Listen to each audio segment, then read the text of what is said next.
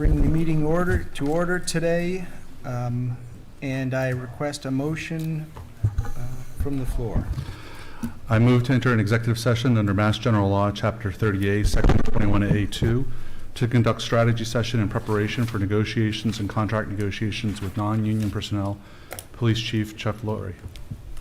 I declare that an open meeting would have a detrimental effect on the board's negotiating position. We will be reconvening in open session after the executive session. Can I get a second? Second. Roll call vote. Johnson, yes. Edinburgh, yes. Welch, yes. Keough, yes. We are now in executive session.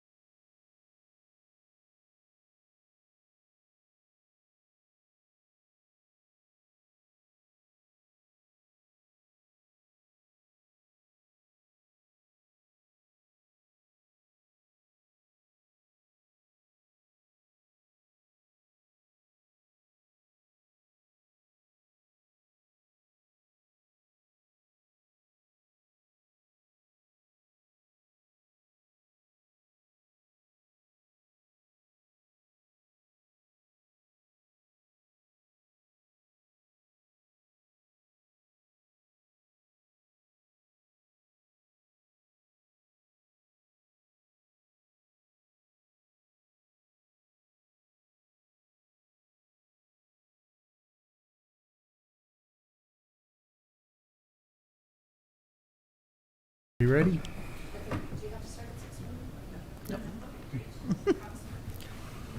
All times are. 5 seconds, sounds good.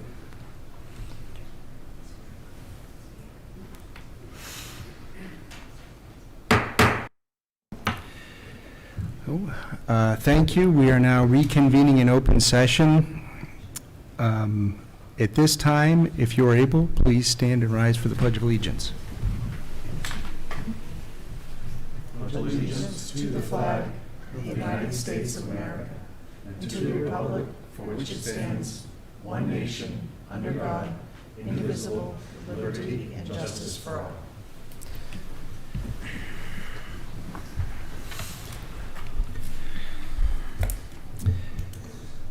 We have open forum. Is there anyone here for open forum today?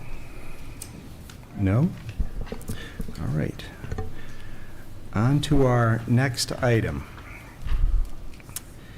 And before we get to that agenda item, I have some bittersweet news. I am announcing that the board has accepted the resignation of Police Chief Jeff Laurie, who will be leaving Westborough on June 30th to serve as the next chief of the Falmouth Police Department. Chief Laurie's leadership over the past 5 or more than 5 years to serve both the Westborough Police Department and the town well. Since joining the department as its chief in 2018, Jeff has worked tirelessly to increase engagement with the community and enhance transparency. He has been an effective advocate for the needs of the Westborough Police Department and the community, including efforts to grow the department's staffing levels, to promote and enhance officer safety, to expand the use of technological tools that support modern-day policing practices, and to ultimately guide the department to attainment of the Massachusetts Police Accreditation Commission certification. On behalf of the board, the community, and the men and women of the Westborough Police Department, we wish the chief the best as he heads to the Cape, and we thank him for his dedicated service to the town of Westborough. Chief, thank you very much.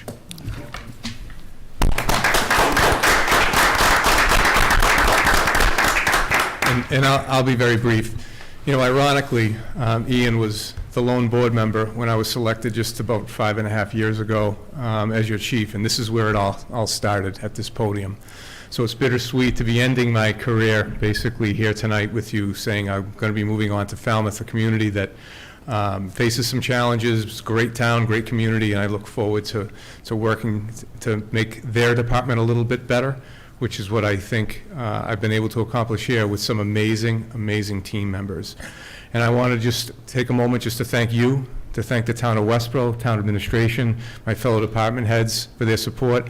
And just as important, I have the most amazing team, and you're in great hands. It was an honor to lead them. It was an honor to work alongside them, and it was an honor to support them. And through it all, by my side with me was Deputy Chief Todd Minardi.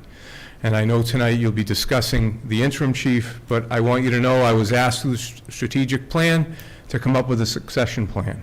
I think I've done that. For 5.5 years, Deputy Chief Minardi's been assessed on the job through a pandemic, through social injustice, through a very, very turbulent waters, and he's been there and done a phenomenal job. My recommendation is not just interim, but permanent, and I want to thank him publicly for everything he's done for me in the 5.5 years that I've been fortunate enough to be the temporary caretaker of this agency. New challenges, I'm excited, but I will miss all of you. I will miss this community. I will miss my team tremendously. And thank you from the bottom of my heart for this opportunity. Thank you. Thank you, Chief. A few words? Oh. Go around. Do we want to go around again? Oh, sorry, yeah. Sorry. So, Chief, I just want to, I'll keep it brief as well. Want to thank you for your years of service. It's been a pleasure to work with you on a couple of different projects. Appreciate the cross-collaboration you've demonstrated with many departments in town, and the leadership you've shown in your department, bringing in the Advocates Program and many others. You will be missed, but greatly appreciate the work that you've done and the place you've left us in. So we'll look forward to seeing you down along the coast. Best of luck. Thank you very much.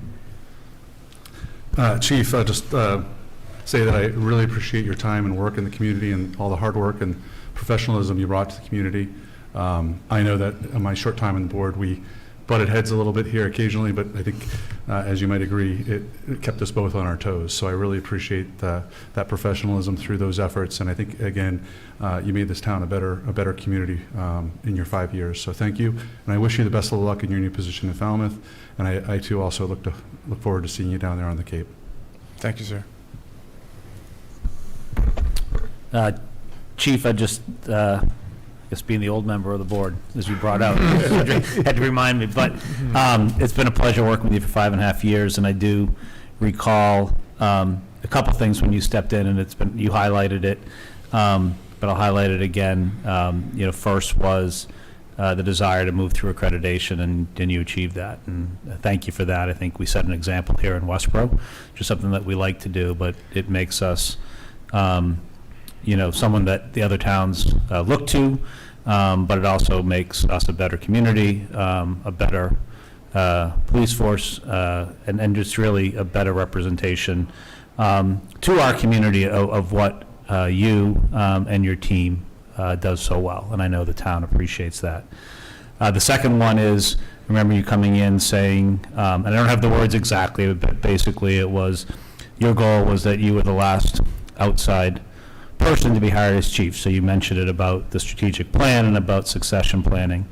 And I echo what you say in terms of Deputy Chief Minardi and putting him in a place, and the department in a place to really move forward in our consideration tonight for the interim police chief, but also as we move forward to name a permanent police chief. And I think to me, that's something that I truly appreciate. It's, again, best in class to do that, to build from within, have that continuity, and for that, I'm extremely thankful and do wish you the best of luck. Thank you very much. It's something I'll accomplish in Falmouth as well. So thank you for your service to the department and to the community. In addition to what's been mentioned, I do want to mention that, I'm swayed and moved actually by the feedback I get from residents and non-residents who share their interactions with the officers on a day-to-day basis. And the feedback I get is professionalism, courtesy, compassion, empathy, and fairness. And oftentimes we know that officers interact with people when they're not at their best or not in the best of circumstances, and that serving and protecting is often walking a very fine line. And so I'm appreciative of the culture that's been developed within the department under your leadership, and how that's reflected in the way the department interacts with the community and is therefore well respected and trusted by the community. So thank you. Thank you, sir. Chief, thank you very much. Just like to thank you for your efforts over these past 5+ years. I think the department has definitely progressed during your tenure, and I want to thank you for preparing the department and the town for your departure, and that they are prepared to step in and continue the great work that you have started. And so thank you very much, and best of luck. Falmouth will be lucky to have you. Thank you. It's been an honor and a privilege. Thank you very much. Thanks.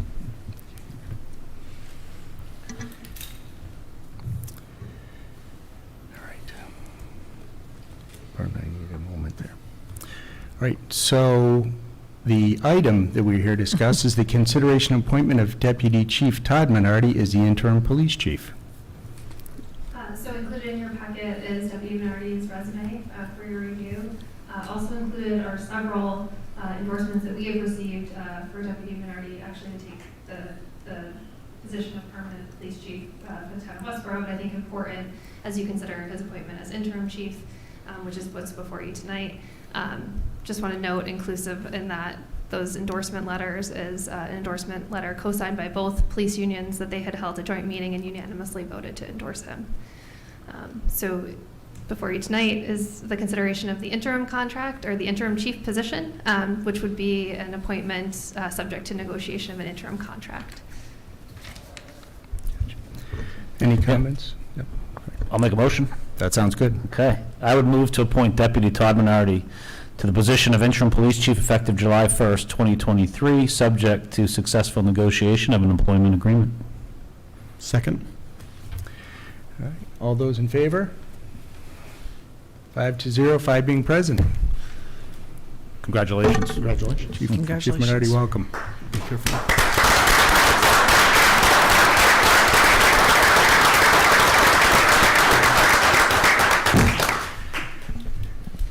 Thank you, and you have big shoes to fill, but I'm sure you can do it, so.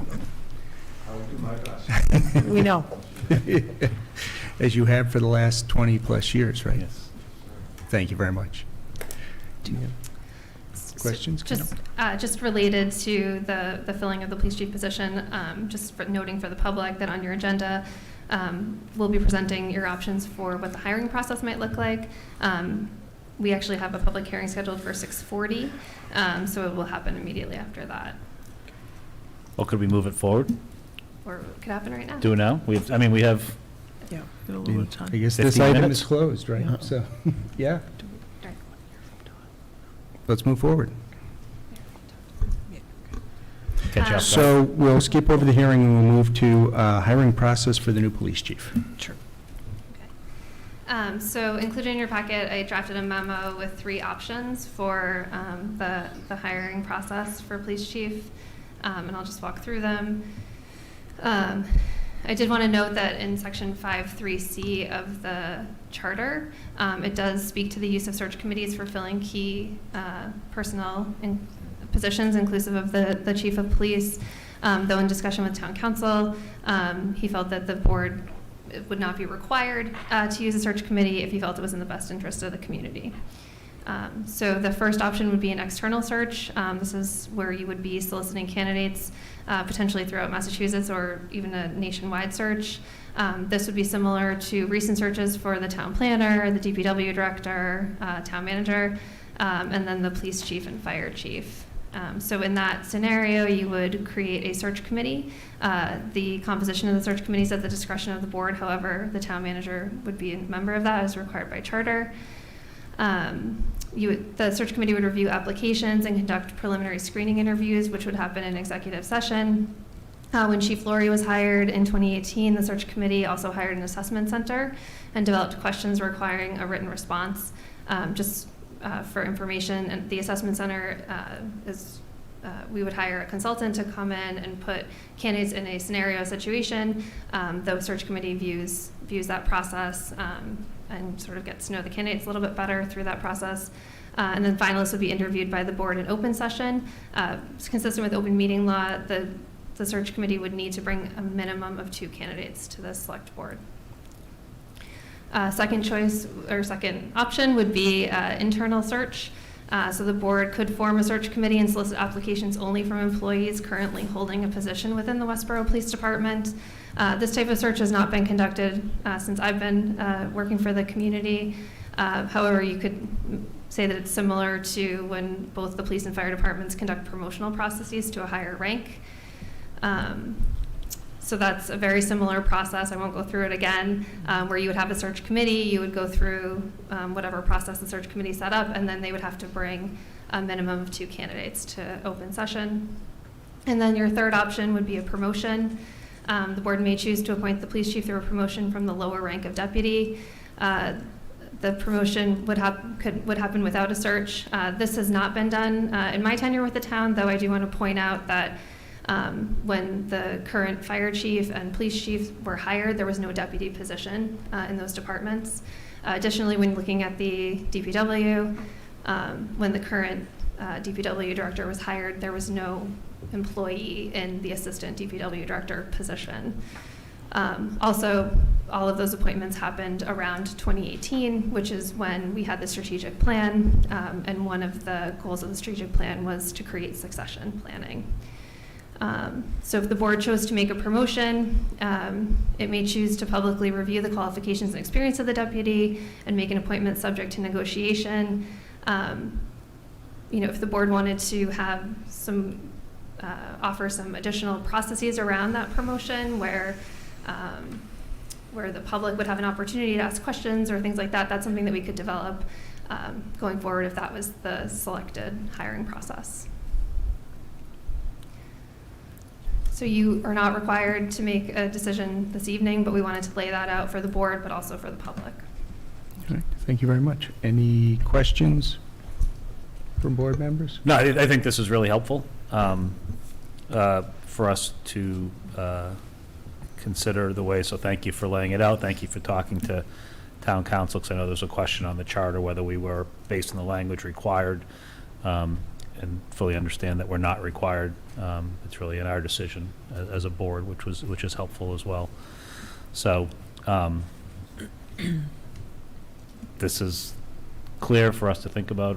I'm not sure it's something we need to or should vote tonight, but I think it's something that we put on a agenda Correct. to decide on. So Oh, agreed. Any other questions, thoughts? Yeah, I'll just, again, Christy, thank you. I don't think we should make a decision tonight. I do think we should take a close look at, all three options, or if there's any variation of those, as Christy just explained. I do think there's benefit of a public process in some way. I know we went through that with our town manager, and she was transitioning. It wasn't an easy process. It was awkward at times. I was part of that, and but I think I think there can be purpose in that process. So I think the board, as we think about our options, we should think about, some amount of kind of a, maybe public process, whatever that might be. So no ideas to cast forth right now, but just want to share my thoughts with the board. I agree that there needs to be a public component to it. But I'm not sure what that looks like in the promotional scenario or the internal search scenario as Right. much as the external. So Right. we do need to work through that and see how that maps out. Yep. I guess I'll just say, because everybody else has spoken, that my thoughts on the process are, right now, I definitely agree with an open, community-involved process. Having been a part of the recent town planner search committee, I found that process to be very thorough. I thought it was a good process where we could have relevant members of town staff, as well as members from other boards and whatnot, be part of that process. I felt that was a good, provided some good knowledge, good question, good experience for not only the town, but also for the candidates that were involved. But I agree, Ian, with you that I think we do need a little bit more time to consider this as we move forward. So I think in preparation for your next meeting, when you discuss this, it would be helpful for me to give you some ideas of what the public piece might look like for the promotional process, because it's pretty clear for the other two, I think. Yeah. And if you have some additional questions or thoughts, if you can just reach out to me before that meeting so I can help you prepare for that discussion. Thank you. Okay, appreciate that. No, I thank would just like to, sorry if I could, Go ahead. just add, and I know it was brought up, Christy, by you prior, I do appreciate and hold a lot of credit to the letters that were received in support of the deputy chief. I know that the chief mentioned his, you mentioned the support from both of the unions, which to me says a lot. As well as, a number of other folks, the administrative assistant in the department, state senator, one of the members of the last search committee that hired Chief Laurie. So again, this is all public record. People can see what's in there as part of our package, but I just think it was, as well as police departments in the surrounding communities that have worked with our deputy chief and the department as well. So I think there's a lot of information that we've received tonight. And I think in all of those, they were not about the deputy, they were more about permanent police chiefs. It does give us some good grounding as we think about the process we go through, and definitely appreciate those coming in from those various people and groups. Yeah, so I should also add that when we hired I don't know if you did it for me, but for the DPW director and the 2 chiefs, we did go to the departments and ask them to give us feedback on what they were looking for in their next leader. So in this case, I think we don't have to ask because we did get that from both the unions. So that was also a part of the previous process that I had forgotten to put in the memo. So.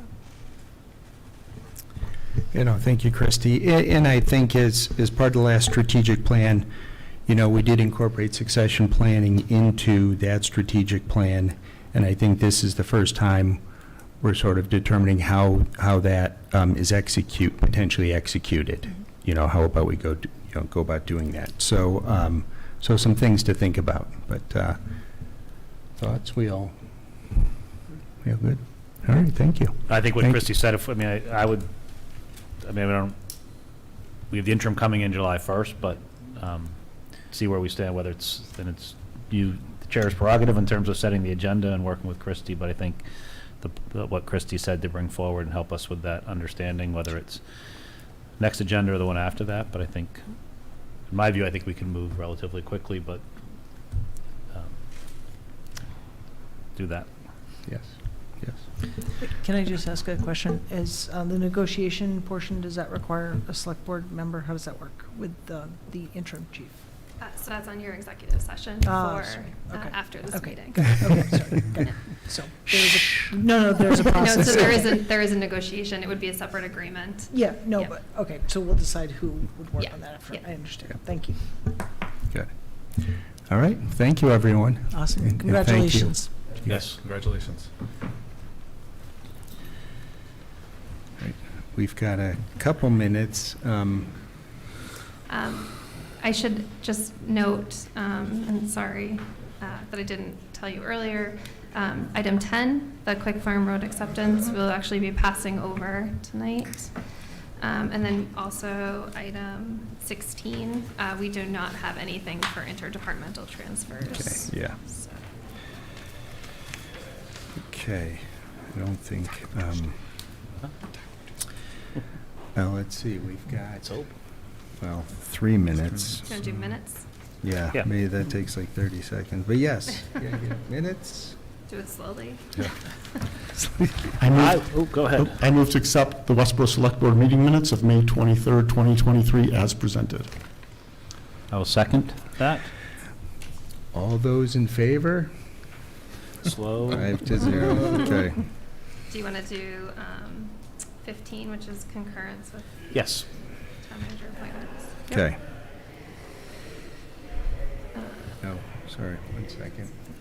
So on your agenda, you have the select board appointments, but we're talking about item 15, which is concurrence with town manager appointments. So these are appointments that I make, but that the board needs to concur with. And so they are inclusive of that is Melinda McKendrick as the animal control officer, Tony Ash and Ed Scher on the commissioner of trust funds, and then Leslie and James Rogers to the disability commission. So Just a question on that. Sorry, Shelby. No, go ahead. These are all will be starting 7/1. This is the new term. So these are expiring Yes. 6/30 and Yep. start 7/1. Thank you. Okay. Yep. And are these all 1-year appointments? Some are 3. No, some are Some 3. Page 230. Oh, Melinda's here it is is. 1 year. 239. Melinda's is 1, the rest are 3. Yeah. Okay. So in your packet, it has the expiration date. So so Melinda's 1 year, and then all the other ones are through June 30, 2026. Perfect. So I'll move to concur with the town manager's appointment of the following. Animal Control Officer Melinda McKendrick for 1 year, Commissioner of Trust Funds Tony Ash for 3 years, Commissioner of Trust Funds Ed Shearer for 3 years, Disability Commission Leslie for 3 years, and Disability Commission James Rogers for 3 years. Second. All those in favor? 5-0, 5 being present. I was going to have an additional comment, which was thanking all these residents for Yeah. their service to the town. It's great for people with expertise and motivation and caring to get involved. Thank you very much. Perfect. And it now being 6:40, we've continued this Yes. hearing, Yes. correct? Yep. So we Okay. left it open. All right. It's still open. So this is a continuation of the liquor license hearing for a Torito Mexican restaurant, 291 Turnpike Road, common vicular hearing. Right, so I'll just start. So on May 3rd, Torito Mexican Restaurant at 291 Turnpike Road was on your agenda to discuss deficiencies with the building, which stopped them from getting a valid certificate of inspection, or COI.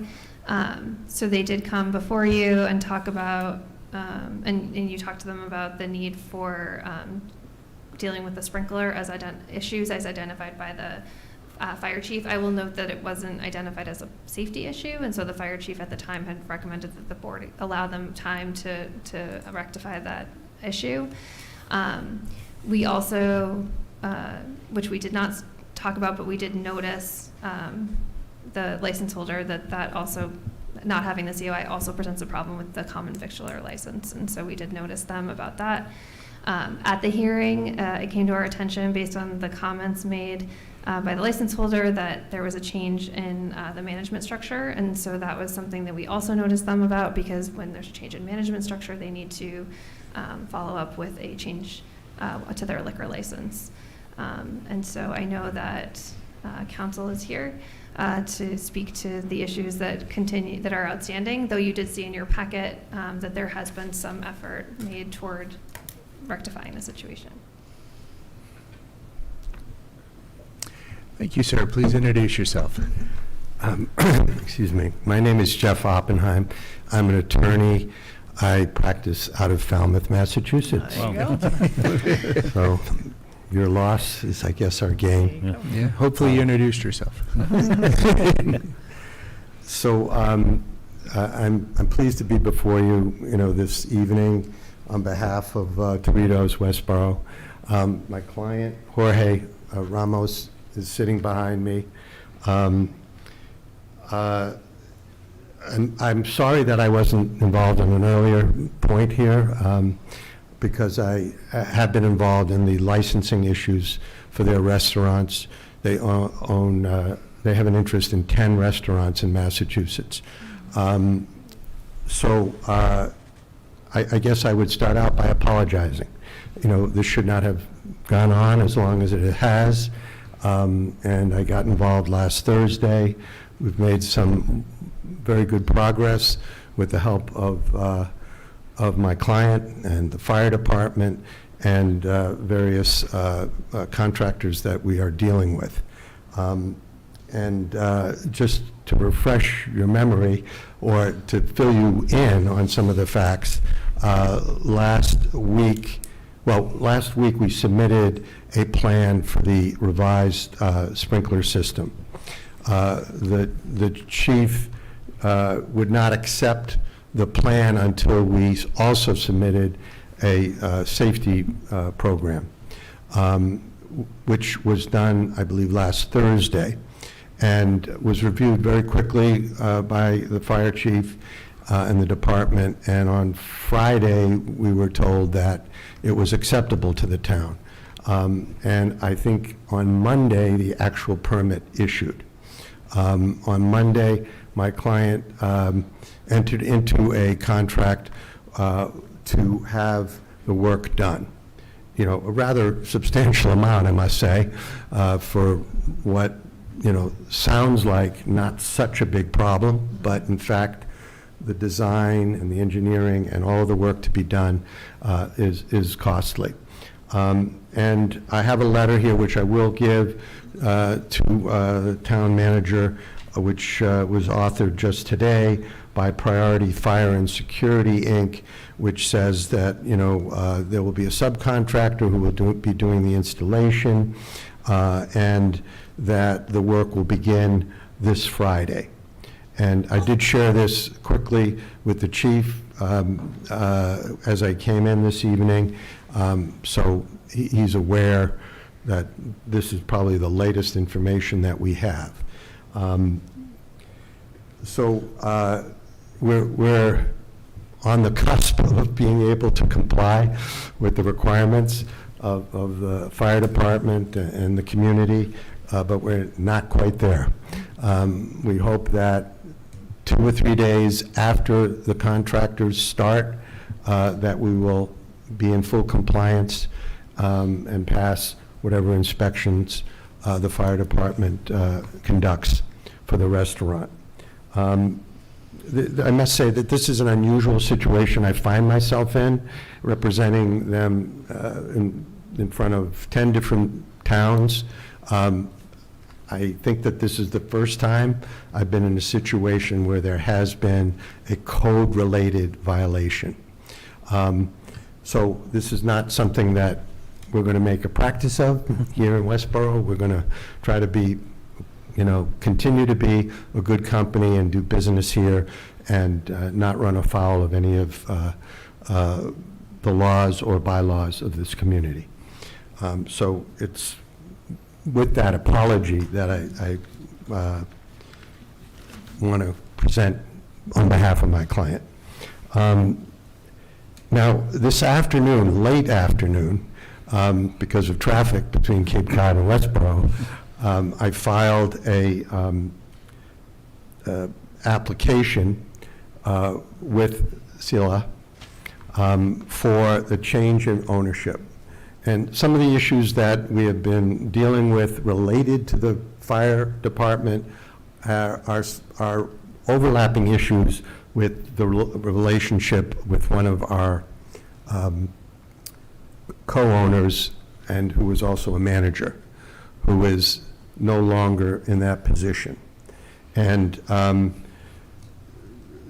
not to get into the details, because I don't think it's probably something you're even interested in, but last week we managed to pay all of what was past due with the Department of Revenue.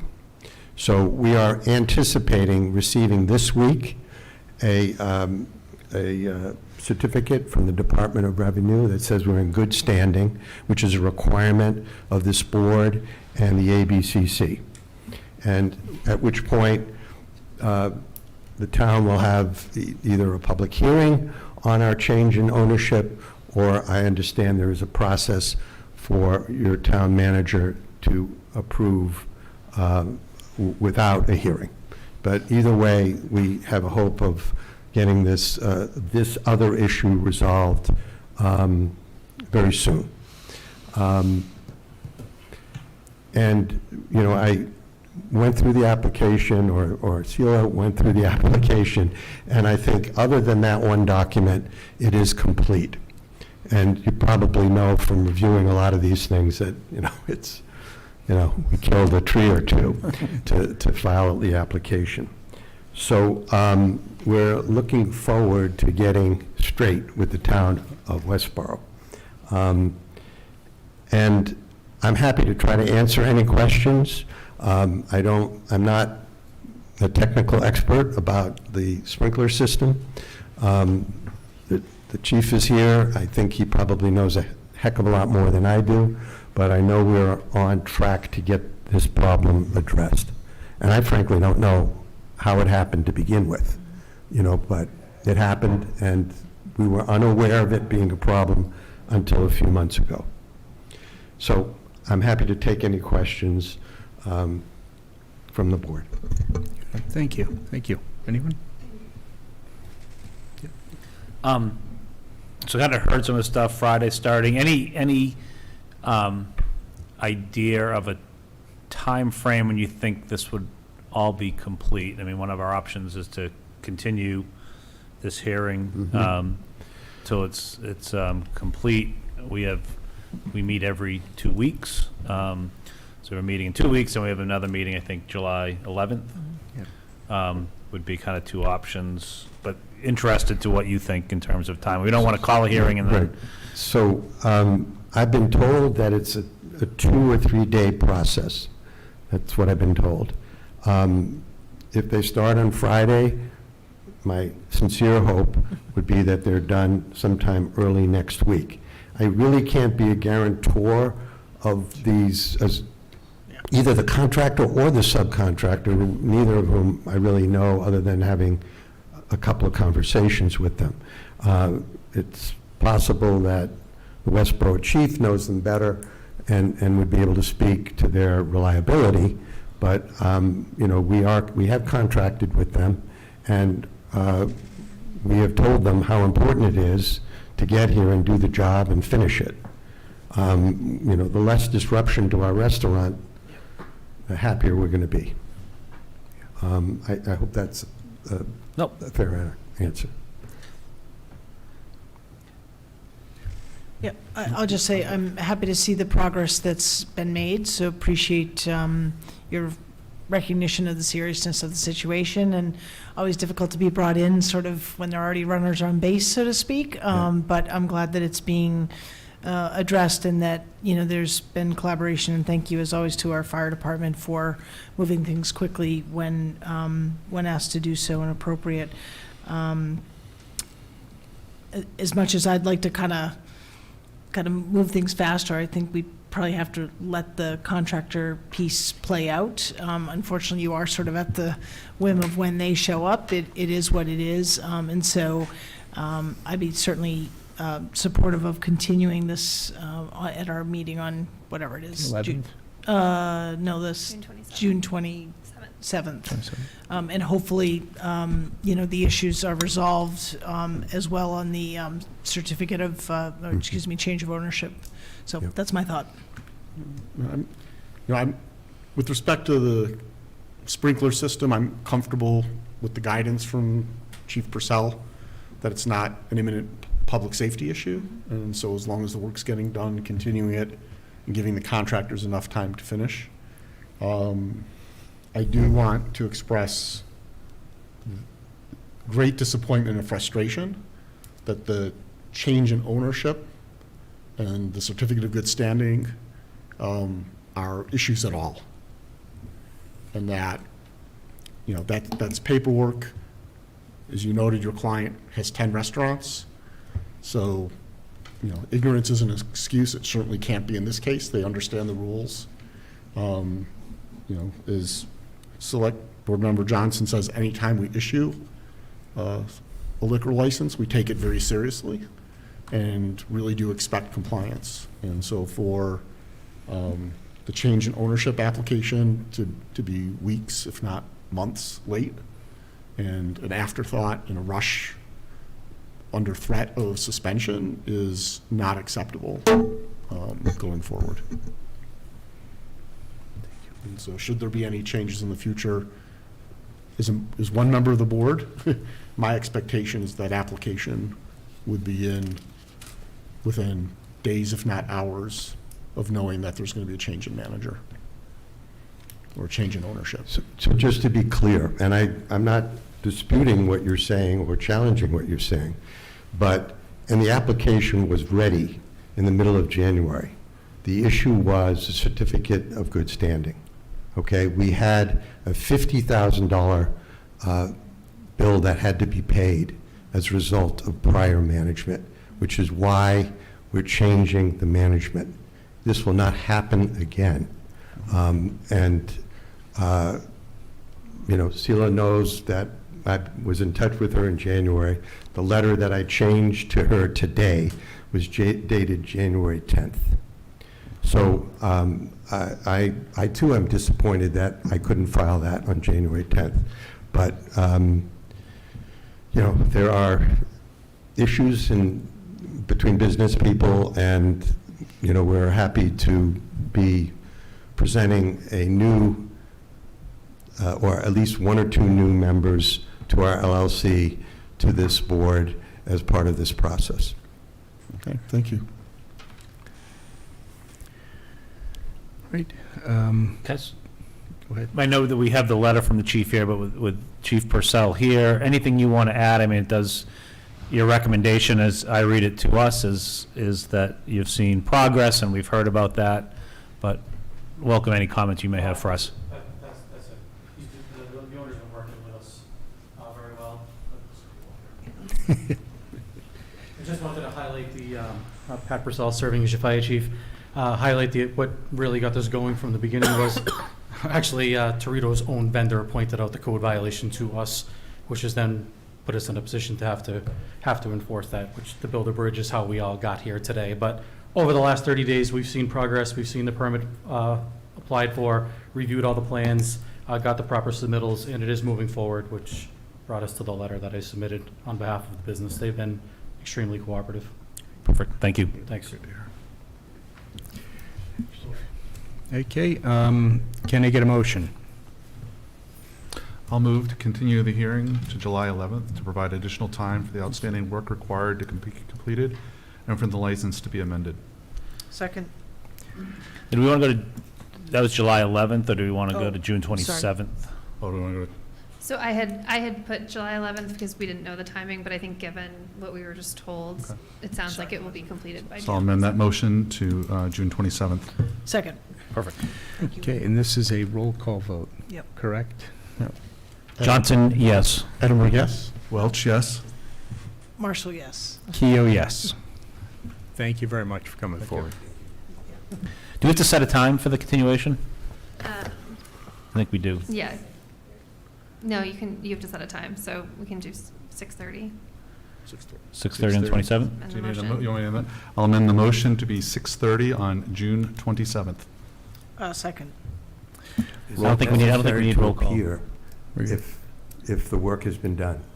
Oh, no, I don't. Correct, No. No. correct. No. Okay, thank you. Do we need a Understanding, roll that's call a pretty vote, or is good it just drive. No, she said no. no roll You call don't need vote? roll call. Okay. So all in favor? So, As amended. All right, so we can close the hearing. no, Do- we have to vote again because we amended it with the continuation of the public hearing. Oh, but time. it doesn't have to be a roll call vote? Right. I No, misread you it. can just, Okay. All Yes. those in favor? Okay. 6:30 it is. Glad we got, night. thank you for And then keeping us it's straight there, being Ian. continued, so We Yes. continued Yeah. the hearing, so there's no closure. Right. All right. Thank you very much. And got to get a motion to close the hearing. Nope, we're going to continue it. Continue. We're Oh, continuing. right. It's still open, so, it's all right. I'm off my game today. Okay.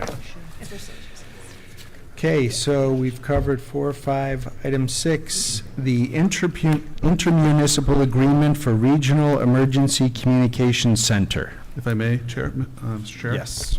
So I'd like to disclose an appearance of conflict of interest to the board and the community. My wife's cousin is a employee dispatcher in the fire department. I'd like to just state that neither I, my wife, nor my extended family member have a financial gain to the decision to build a regional dispatch center. And taking this into account, the facts that I have disclosed in the document, I feel that I can perform my official duties objectively and fairly. Thank you. Forward. With that, I hand it to you, Christie. Sure. We're back again for our third vote on this intermunicipal agreement. Just to back up, the chief and I have been before you several times, I think I think during maybe the pandemic, we first brought this up as something that we might be pursuing or have an interest in pursuing, and have tried to keep the board informed along the way. We initially had thought that we would be working with a certain group of communities. After that feasibility study was done, it was determined that that wasn't going to work out. So the other communities didn't have as high an interest in pursuing it. So then we reorganized and found some other potential partners. And so the state did pay for us to have another feasibility study completed. It was completed by the Collins Center. And so that initial report was presented to you on September 28th, 2022. And so that initial report showed the feasibility of us moving forward. And as we got closer to the need to apply for the grant, so I guess I should back up again. The state has grant opportunities for regionalization. Actually, all of you had been invited even a couple years ago to a presentation actually at the Forbes building from the state talking about the value of moving to a regional emergency communication center. And so, even though it's not a requirement, it's something that they support, and they support it financially. So as we got closer to the need to apply for the grant, and communities sort of had to make decisions about committing, we had come to a group of communities. It was going to be the town of Hopkinton, Southborough, Grafton, and Westborough. So the feasibility study was amended to reflect that change to 4 communities. Prior to signing any sort of intermunicipal agreement, Ian and I had several meetings with all of those communities to determine what an intermunicipal agreement might look like. And so in February, we asked all the communities to vote. So three of the communities, Hopkinton, Grafton, and Westborough, voted on February 14th. Westborough and Grafton voted in support, and Hopkinton voted not to support. So they removed themselves from that group. Southborough voted the next night. They voted an amended IMA, but it did not include the town of Hopkinton, and they voted to move forward. So then it was the 3 communities, but we had to bring it back to you and to the town of Grafton because there was a change in the cost savings and what that would look like. So on February 28th, you voted again to support this intermunicipal agreement for the 3 towns, and with the intention all along being that this rec would be located at the Hockomock Pond site where the current building is located. In the town of Southborough in March or April, the board decided to vote to withdraw from the IMA. They had until the end of June to the middle of June to do so. We're asking the board again in Westborough and Grafton to review this. We have another update to the numbers, and so you can see reflected in the numbers of the most recent addendum that the board continues to, that Westborough continues to see a savings if we move forward with just the 2 communities. I would also add that we do have an expectation, though certainly there's no guarantee, that as we work towards standing up this rec, that additional communities will come forward. We've seen that in other recs throughout the state. So this is your opportunity to vote on the IMA for the 3rd time to show to support that. Grafton will vote next week, so they will take this up next week. We have already applied for the grant based on the fact that the IMA had been executed. And so we expect to find out, the chief is here, but we expect to find out in the next month or so whether or not we get the grant. Obviously, if we do not get the grant that gives us the funding that we anticipate, we would have to have that discussion at that time. The other piece of this, once we've moved forward with the IMA and assuming we obtain the grant, is a lease agreement. Because it's located on town property, we would need to negotiate a lease, now only with the town of Grafton, before we move forward. So that will be a whole nother discussion for the board. But in front of you, I'm showing what the budget was anticipated with the 4 towns, and then with the 3 towns, and now with the 2 towns.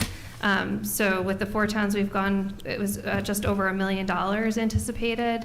And now with the 2 towns, it's $771,000 anticipated, with a recurring savings in Westborough of $383,000, if we just move forward with the town of Grafton, and a non-recurring savings of $100,000.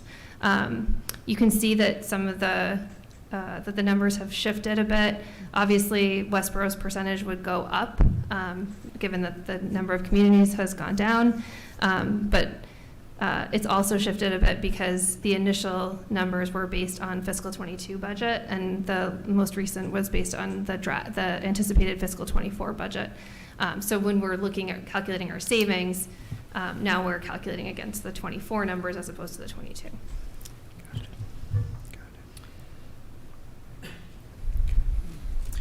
All right, thank you, Christy.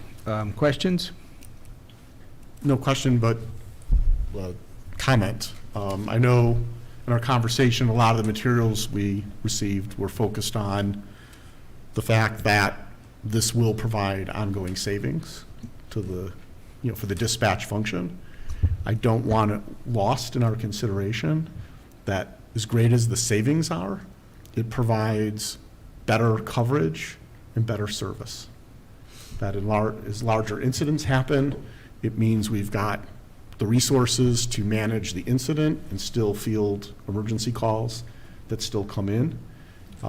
It means that when our public safety folks on the front lines are involved in a situation, that there's someone who's going to be able to answer the distress call or information request from the field and from the command or from individuals in the field in the heart of that situation. And so it's the safety of our police and fire and EMS and first responders and even DPW when they're called to scenes. That's it here, as well as responsiveness and the safety of not only residents, but people who work and who are visiting our community. For me, if it was a wash financially, it's still a good move because you're getting a better quality of service and providing better safety for our public safety teams and for the public. Basically said exactly what I was going to say. I absolutely agree with everything you said, Alan. It's, and you hit it. It's not just about cost savings, it's about the whole big picture. I think the only other thing I would add is just, and we've talked about this before, is, really allowing for the staff in that to be, have some career progression. It's really building out, those that want a career there to have roles to move into in terms of leadership and management positions. But it does come back to everything else. I won't repeat it. So personally, I'm still 100% supportive of this for all those reasons. Oh, thank you. Any thoughts on this side? I'll just say I'm 100% supportive of it as well. Very supportive of it. I have two questions. I don't know if for you, Christy, or for the chief. If other communities were to come forward in the future, as that need expands, both from infrastructure and staffing, are there additional grant opportunities, or have we seen that in other communities? I know there's not a guarantee. I was just curious.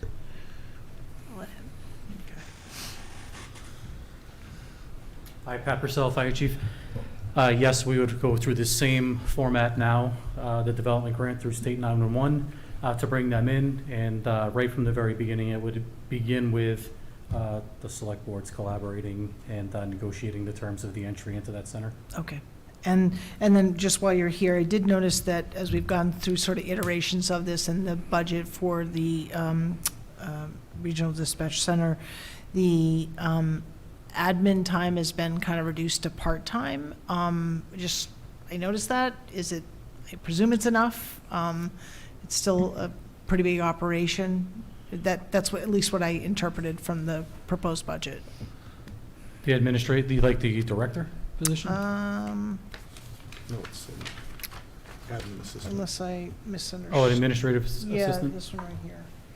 I'm an assistant at kind of budgeted line item of 28,000. That was and the others, it had been I think for two towns, the halftime would be okay. halftime. Okay, Mhm. I presume it was, but it Yeah. caught my eye.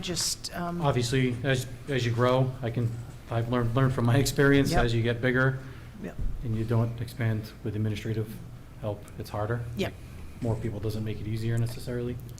But potentially the grant, future grants kind of address that. Yes, so Yep. all the grants that Westborough enjoys right now, support and incentive grant, training grant, EMT grant, they're actually exacerbated and larger for a rec. And then it opens up another tier of grant funding for capital projects for the town. So hypothetically, the fire department and the police department need new mobile radios or portable radios. Mhm. We petition State 911 and they buy them for us rather than the taxpayers in our community. Yeah, appreciate that refresher. Okay, those are my two questions. Thank you, Chief. Thanks. Great, thank you.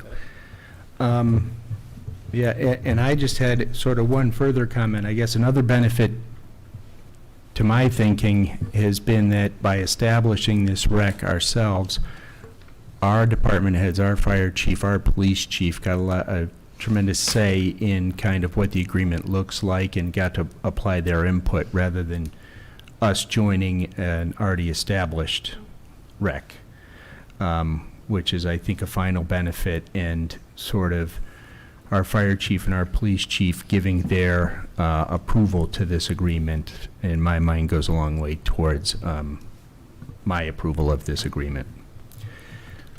So I move that the town accept the provisions of sections 18O to 18V, inclusive of Chapter 6A of the general laws, providing for the establishment of a regional 911 emergency communication district together with the town of Grafton, and the construction or citing, administration, operation, and maintenance of a regional 911 emergency communication center by the district under the provisions of the proposed district agreement filed with the select board. Second. Can you just make that, just in case Grafton has any non-substantive changes, can you just authorize the chair to approve any non-substantive changes to the agreement? You okay with that, Sean? Sure. Okay. I amend it to exactly what Christie Thank said. you. Seconded. Okay. I'll make sure they're non-substantive. Okay. All those in favor? 5-0, 5 being present. Thank you, Chief. Thank you for your Thank you, Chief. support of this agreement.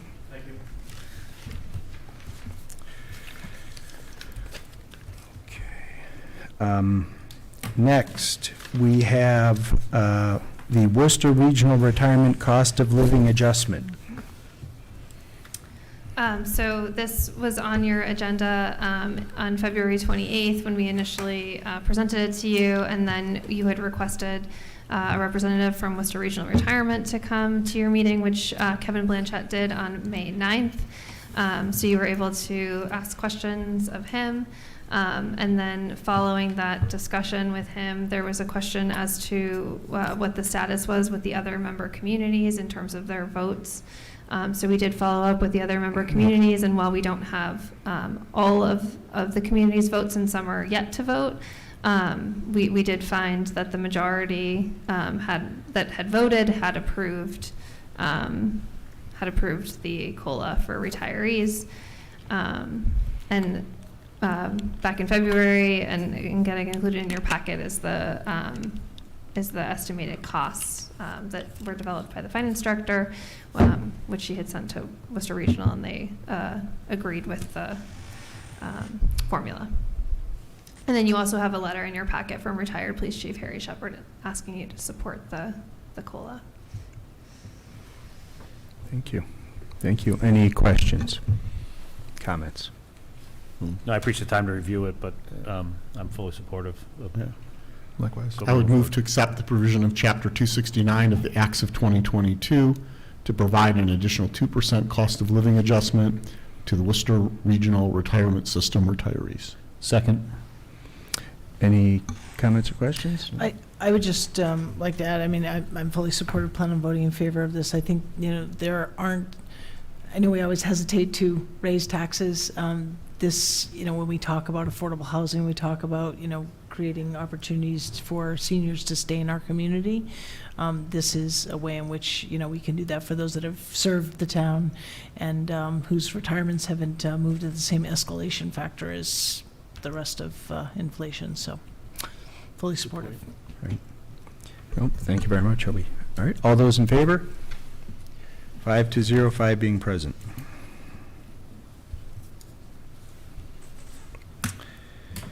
Next on our agenda is a proclamation in recognition of June as Pride Month. Okay. So first of all, I just want to thank the board for supporting this agenda item, and it is my honor to read the proclamation, so thank you for that opportunity. So the Town of Westborough proclamation reads as follows: acknowledging June 2023 as Pride Month. Whereas the Town of Westborough is committed to creating a welcoming, safe, and healthy community for everyone, inclusive of all, and recognizing individual differences such as age, race, sexual orientation, gender identity, ethnicity, nationality, religion, socioeconomic status, and more. And whereas this nation was founded on the principle that every individual has infinite dignity and worth, and the Select Board calls upon the people of the town to embrace this principle and work to eliminate prejudice everywhere it exists. And whereas Westborough is committed to supporting the rights of all residents to experience equality and freedom from discrimination. And whereas celebrating Pride Month influences awareness and provides support and advocacy for Westborough's LGBTQ+ community, and is an opportunity to act and engage in dialogue to strengthen alliances, build acceptance, and advance equal rights. And whereas the town is fortunate to have residents, town employees, volunteers, business owners, elected representatives, and others who belong to the diverse LGBTQ+ community and who contribute positively to the culture of our community. And whereas the month of June is observed as Pride Month across the nation, now therefore be it resolved that the Select Board hereby declares and proclaims June 2023 as Pride Month in Westborough, and encourages all people to reflect on the challenges faced by the LGBTQ+ community in their pursuit of equality, honor their contributions that have enriched our community and society, and recognize the ongoing work needed to foster greater understanding, given this 13th day of June in the year 2023. I'll move to support the proclamation of June as Pride Month. Second. All those in favor? 5-0, 5 being present. Thank you, Shelby. Thank you, Sheldon. Thank you very Thank you. much. I look forward to this being an item on our agenda every June. We can just copy and paste. Oh, yes. The fun part. Right.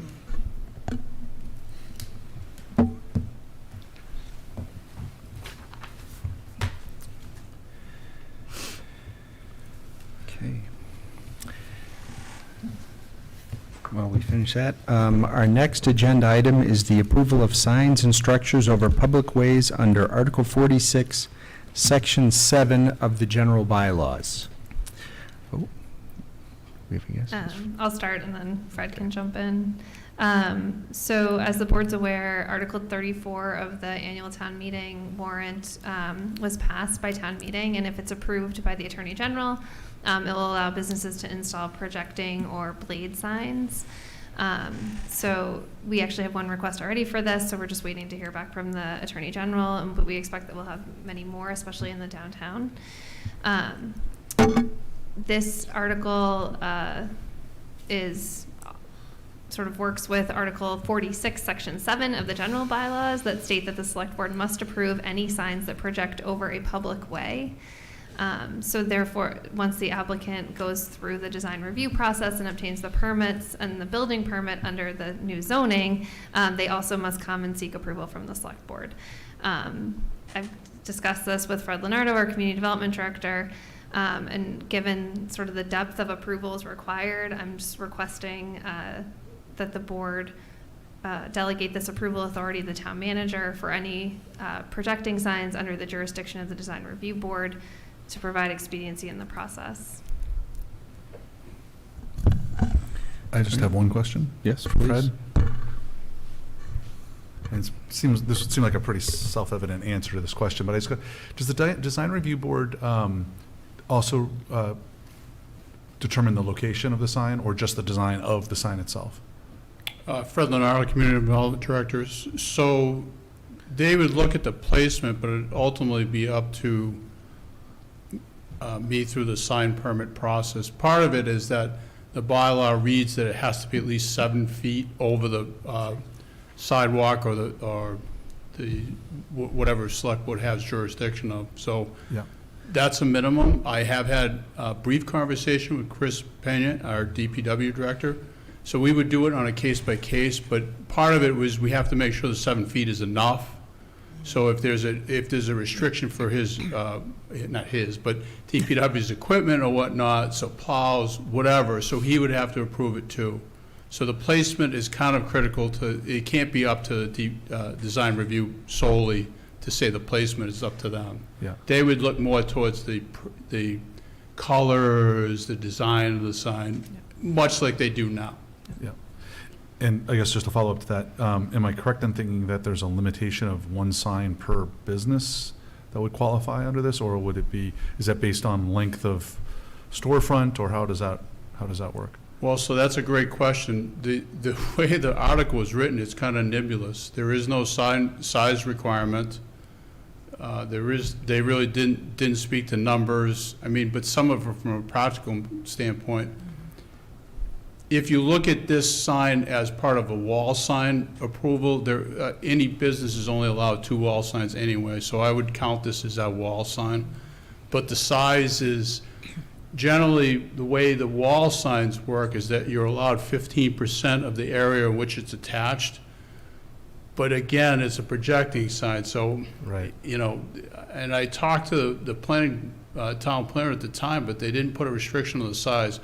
Albeit, I think it what'll come down to is a practical matter, that you wouldn't be able to have this big honking sign out there because it would just be an issue. And hopefully, design review will be cognizant of that, but would have to deal with it on a case-by-case basis. Right. So design review would speak to the size of the Right. sign. Yeah. Correct. Yeah, I guess I'm just thinking, I want to try to avoid a situation where there's, you know, a small storefront that decides to put up 3 signs, you know, projecting signs, and we have no limitation on that.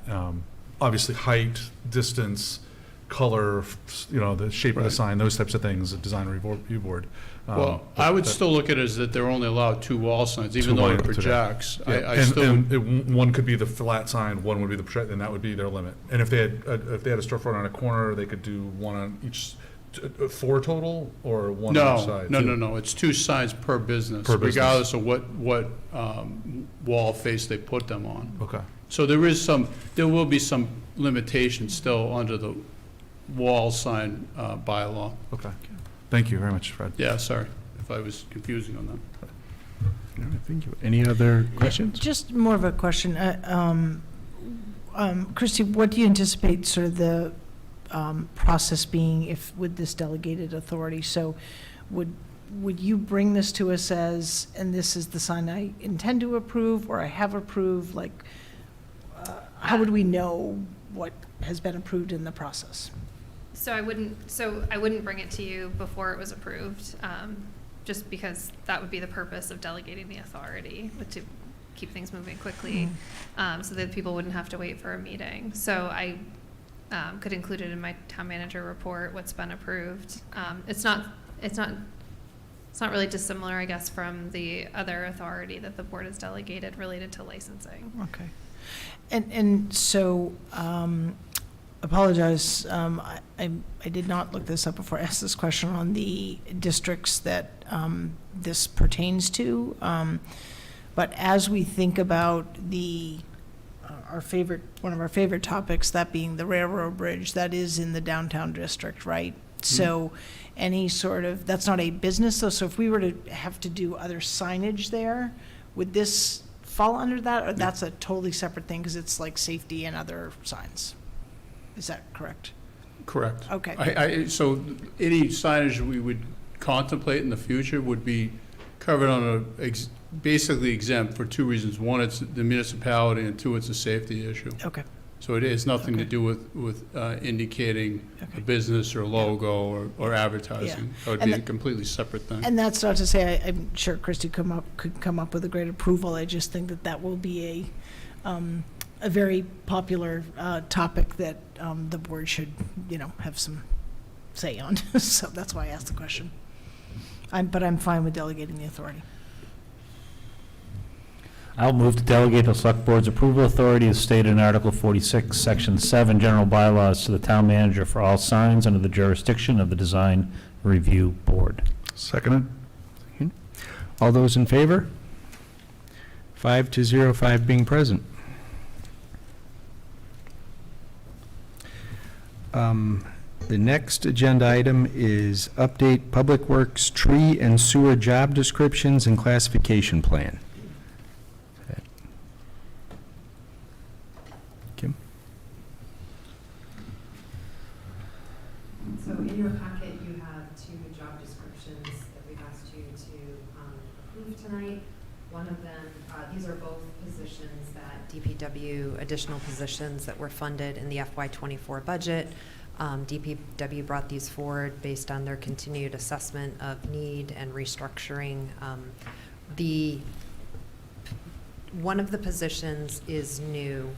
The maintenance craft person 2 position in the tree division. That position exists in other divisions, but not within the tree division. So the job description looks suspiciously like the other It's consistent across the other divisions, and so much of the language, as you may have noted, they do tree work, that is their primary responsibility, but it's very clear they're also able to do work at that level across divisions in the department. The second position that is in your packet is an existing position from the standpoint the job description was previously adopted, but it is not currently in the classification plan, as in that position does not currently, it's not funded, we don't have anyone in that position. So while we were reviewing it, the DPW director made one minor change. I think he changed a couple of words and replaced it with cleaning. So we do have that before you for approval of the amendment, as well as adding it to the classification plan. These are both positions that we're looking to hire to advertise. Again, funding is available as of July 1, so we'd like to get going on the recruitment. The last thing I want to mention is we do need to just take these to the union. I anticipate they're new positions. We hope we'll have their support, but your vote will then be subject to the union's approval. All right, thank you, Kim. Questions? I'm just glad we changed cleaving and roading to cleaning, because I had no idea what cleaving and roading are. I looked it up, and as far as I can tell, it has nothing to do with what we were actually talking about. Okay. Hacking and poking. Yeah. Yeah, those are interesting. Fair words. enough. Okay. Can I get a motion? Sure. I'll move to approve the excuse me. I move to approve the tree maintenance craft person 2 job description as presented, and to amend the classification plan subject to the approval of the job description by the DPW union.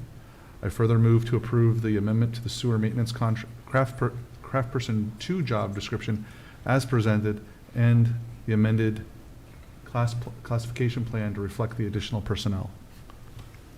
Second. All those in favor?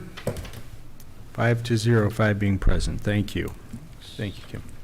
Thank you. And Chris.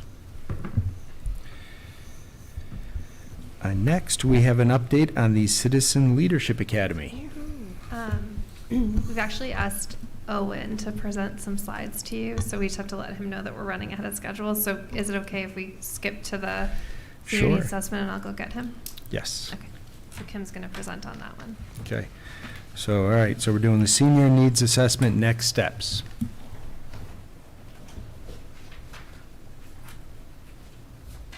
Shelley, we can't have play on your. I know. We actually, Kim talked about this on. It's unusual. So you ready? Yep. Oh. Oh, okay. All right. Okay. Even better. Catch your breath first? Yes. Okay. So while we're getting set up, included in your pack, so the Citizen Leadership Academy, well, I don't want to steal all of Owen's thunder here, but included in your packet is the draft syllabus, which Owen will walk through. Do you have a copy of it? Is there an extra copy of it? No, but you can just do your slides. No That's worries. fine. Thanks.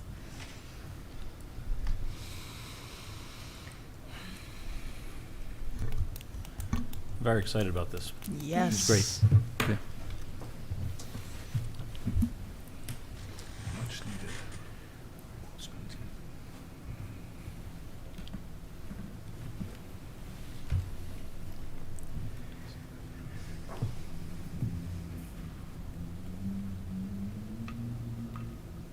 Perfect.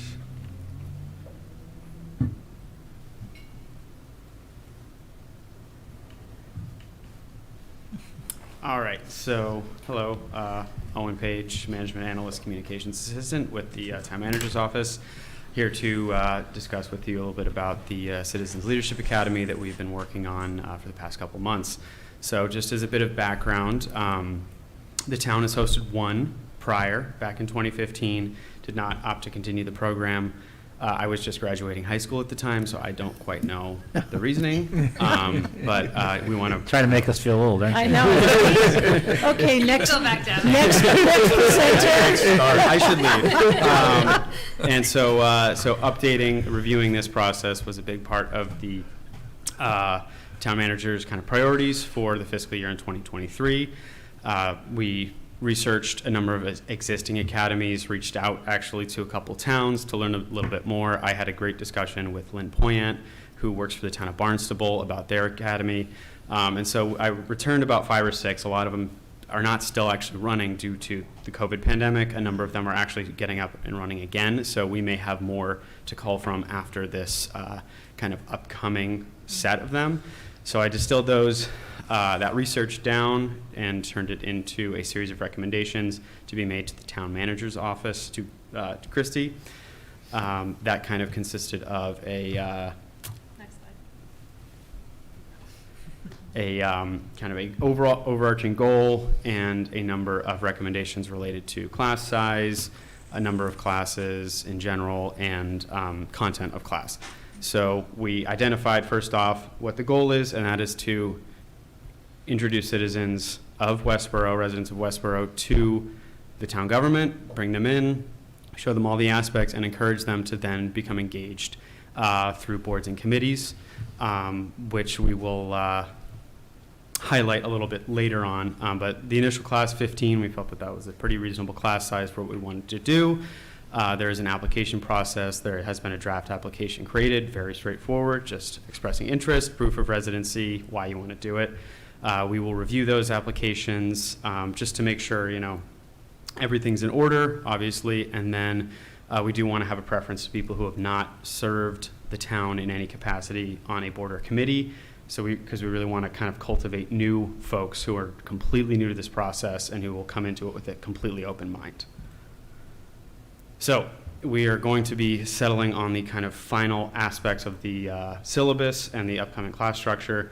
It's going to be 9 weeks, beginning September 13th, running through to November 8th, 6:30 to 8:30 p.m. on Wednesday evenings, with a graduation ceremony before your board on November 14th. Each class will be 2 hours, feature 1 to 2 departments. In one case, it might be 3, depending on what we agree on. Staff from those departments will come in and discuss their department, give a broad overview of what they do, and highlight how they interact with other departments. Especially, we tried to group departments that work together quite frequently. And so, for instance, the first class would be town manager, finance, and IT, kind of 3 groups that work together pretty much constantly.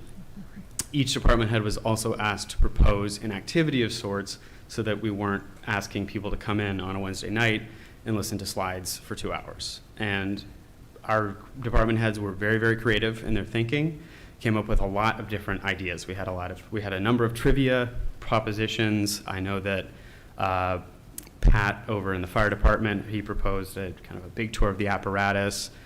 Similar with the police, the DPW will be doing a sort of tour of their facility and their buildings.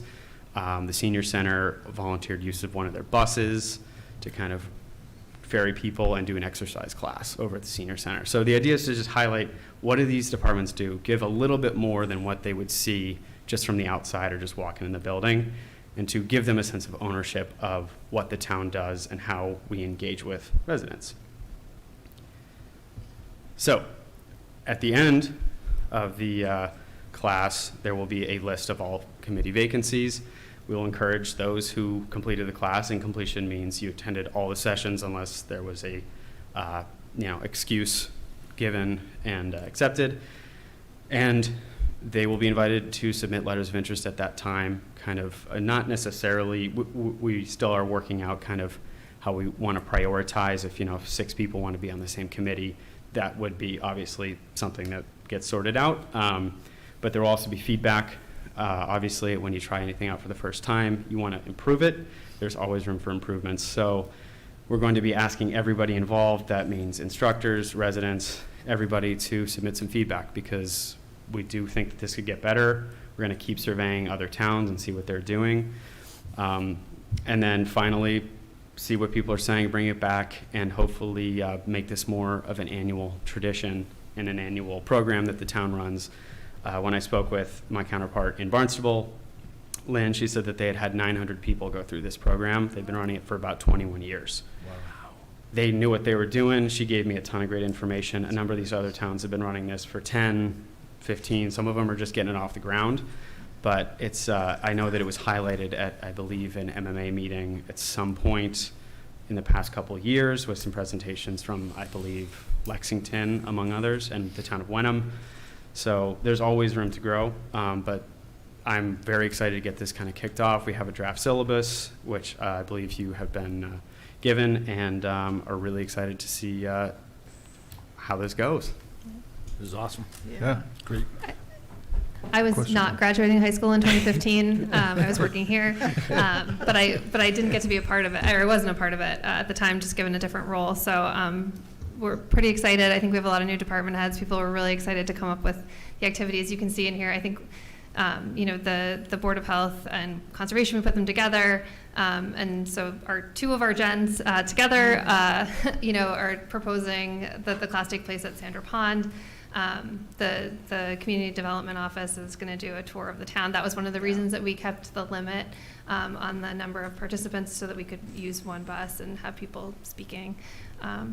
And then we're going to wrap it up with all of you, but even before that, the last class would include a mock town meeting with John Arnold and our town clerk, so pretty excited. So this is in draft. It's for you to see right now, and then we'll finalize it and advertise it towards closer to the beginning of the program. Question? No, yes, please. So, thank you, Christy and Owen, for working on this. I think it's a fantastic thing. Just a couple of questions. First, jokingly, I'll just say, how are you going to mock a town meeting time span of 15 and a half hours? Yeah, John can do that. I'm very We can drag it out. very excited about this. I guess my one serious question is, I was just looking at the application, and I noticed you are limiting the class sizes to 15. Was there any consideration to having either within that 15 or adding to that 15 a couple of students from the high school? I just think of our civics need to drive civics into our high school. Is that a possibility? Did you consider it? And if not, maybe if you could. We wouldn't be open to adding to the 15 just because of what I just mentioned, because we would want to be able to keep it to one van. I don't know that I'm just looking, I'm not sure that it's limiting based on age. I think we'd be very happy to have some applications. But just to reserve a Yeah. couple positions, like 2 for students, to have them involved. Maybe if there was any limitation, I might make it a junior, senior type of thing, as they look at what their future career might be in high school as getting the municipality. Yeah, I mean, I don't think that there's, I think we need to see what we can get, what we'll get, but I definitely don't think that there's any, there's no stopping someone of that age to apply. Definitely with the purpose, though, of building participation in boards and committees and other projects in town. So. Sure. Thank you. Yeah, I think it's great being open. I don't know that I want to reserve No. positions, but I think advertising that it is open for In the residents. schools You as can go well. in the Yeah. school backpack. I mean, I think there are Yeah. lots of ways to promote it. Yep. Yeah. Great idea. Yeah, I just want to, I know pulling something like this together is a lot of work, so I really appreciate the town manager embracing it, and Owen, all of your work and research. It's exciting to hear what other communities are planning to do, as well as what they've done in the response of, some of those numbers are really impressive. I went through the Citizen Leadership Academy back in 2015. I had just graduated high school and just moved to Westborough. I'm kidding. But along with myself and other individuals, some of them are still serving on boards and committees here in town. So it does make a difference. It really provides some insight that I think folks are just, they wonder about, but they're uncertain how to get involved and kind of understand all the mechanics of how all of this works. So I think that's great. My only question, and I'll leave this to Christy, to you and Owen to work on, is just only because the term can be confusing. There's a citizen leadership, and then we talk about Westborough residents. So some people might be like, if I'm not a citizen, but I'm a resident, can I still be here? Could I participate on boards and committees? We might just want to clarify that as part of the application process. So I'll leave that to you guys to think about. Thank you. Yeah. But great job. Thank So you. excited. This looks awesome. Just look very excited. Yeah. Oh, and tremendous job. I would just mention more than the thing you mentioned, talking about providing open positions within committees. I would say you probably would also want to go over the elected positions within committees, and just know what folks are elected to opportunities in town and how they're involved with town government, because we will all be replaced one day. So, but this was tremendous, so thank you very much. Of course. And can we sneak into a session or two? I know we won't actually Stand be. in the back. Yes. Yeah. So no, there fair. were, Application will be accepted. I believe there were some discussions around having potentially members of the Advisory Finance Committee come to some of these sessions. It's obviously something that each department can determine, but I do believe if there is free time and permitting open meeting law being observed and whatnot, that it would be great. And obviously, Christy and I we're hashing out everything, but I think that could be a great idea. I think we could host the graduation party. Yeah.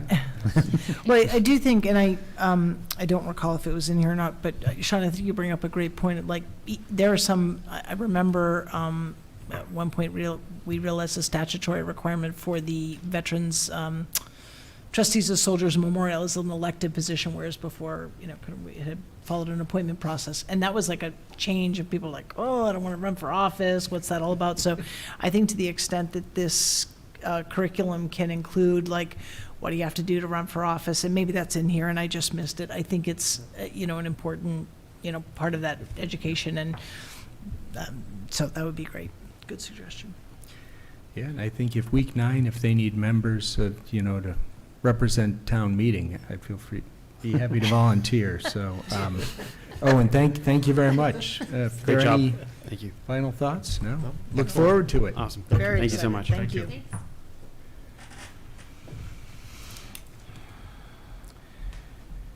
Okay.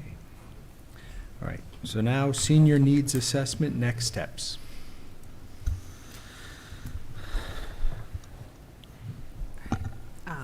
So you do have a memo in your packet outlining our proposal to move forward with the next steps following our receipt of Aging in Westborough Community Needs Assessment.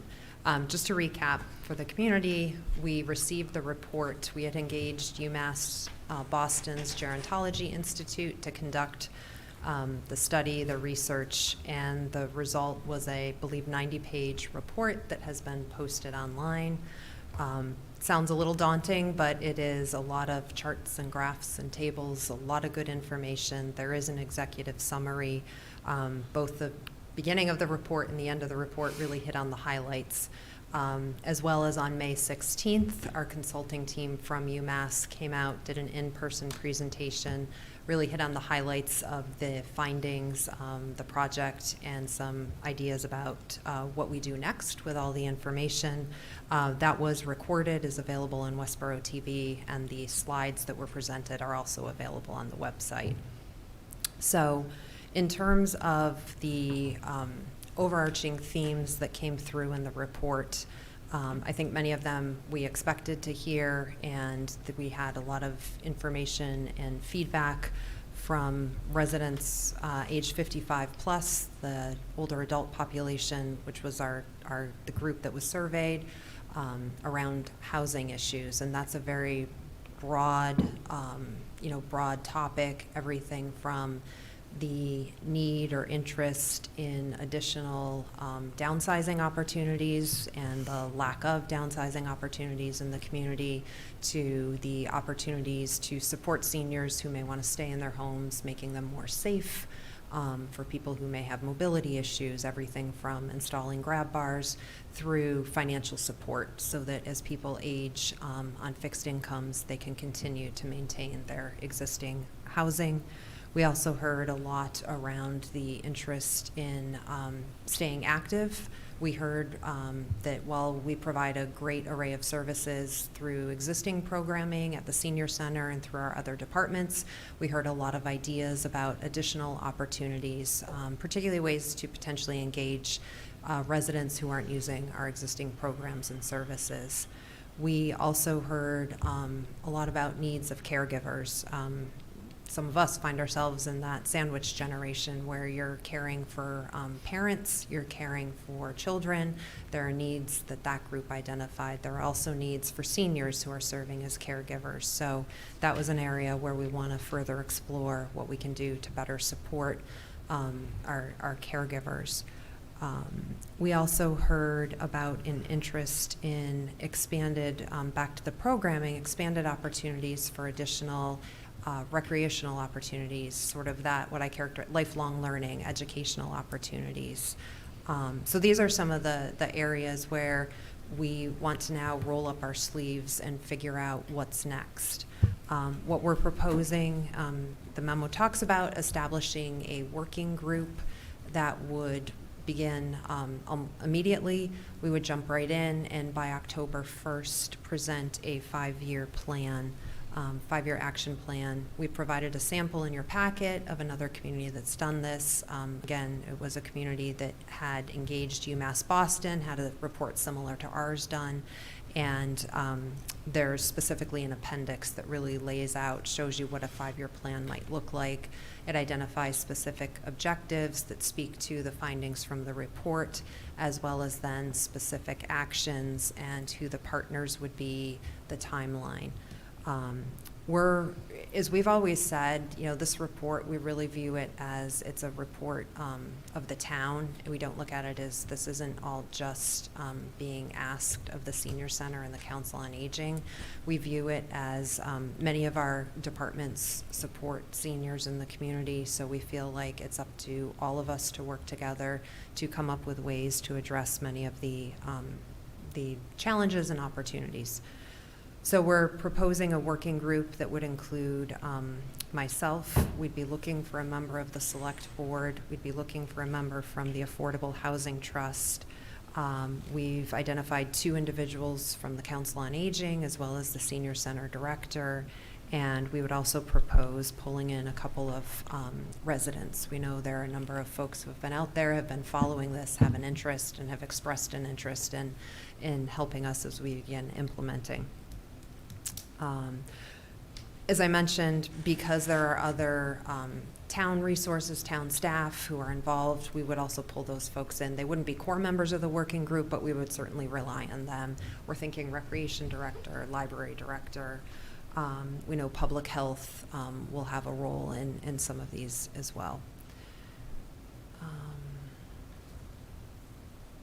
So that's our proposed plan forward. What I do want to mention too is, while that will be a couple of months, it's a relatively short timeline. We have already started a week ago Friday, a group of staff, we got together and met and started talking about some things we can do immediately. A lot of them are around programming. The rec director has a lot of ideas, things she's putting into place over the summer. The library director has thoughts about expanded programming, speaker series, that educational lifelong learning opportunity. We also talked about additional promotion and communication, and particularly cross-departmental promotion of events for seniors. So the idea that while events may occur at the Senior Center, they don't only have to be advertised through the Senior Scene or the Senior Center website. We're going to try to do more cross-promotion, as well as the idea that not all programming for seniors occurs up at the Senior Center. It can happen off-site. We're looking to use existing resources, to use social media, to potentially do some expanded mailings. A lot of the things that were talked about, we realize there are, among the senior population, you have many people who use technology, but you have many people who do not. So we feel like it needs to be a mix. We need to expand what we've done, but we've come up with some ideas to sort of jumpstart that. I think. Looking at other pieces. The other piece that we're sort of immediately starting to look at too is the expanding caregiver support. The Senior Center Director had some ideas how to expand some existing caregiver programming, both things formally up at the Senior Center, but also then through volunteers who would potentially be trained to go into provide 1 to 2 hour blocks of respite in individuals' homes. So those are all things, as I said, we're starting to work on those. We're not going to wait for the October 1st report.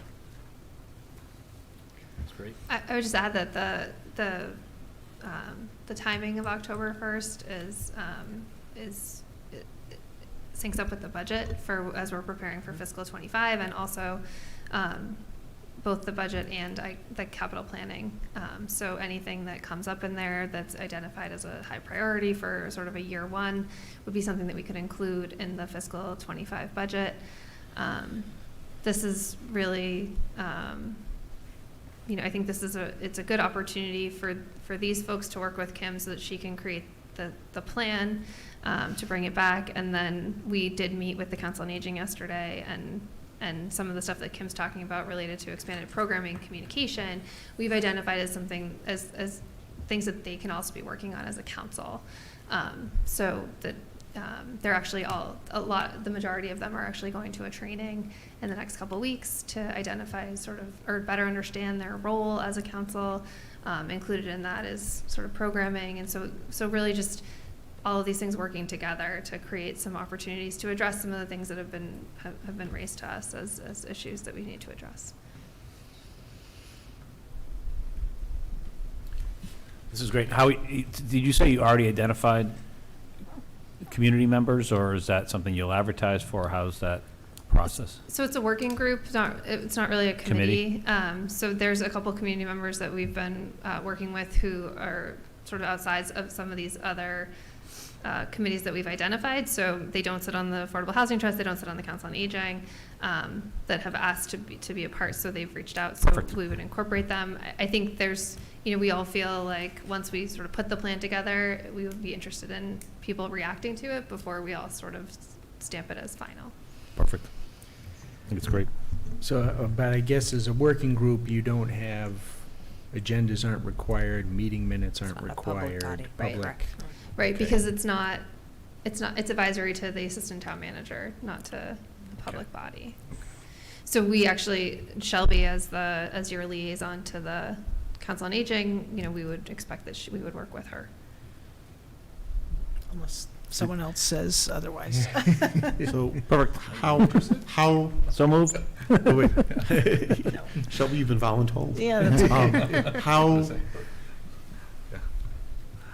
given the aggressive timeframe Yeah. and the desire to move quickly, how quickly do you need to know who from the Affordable Housing Trust would be on the working group?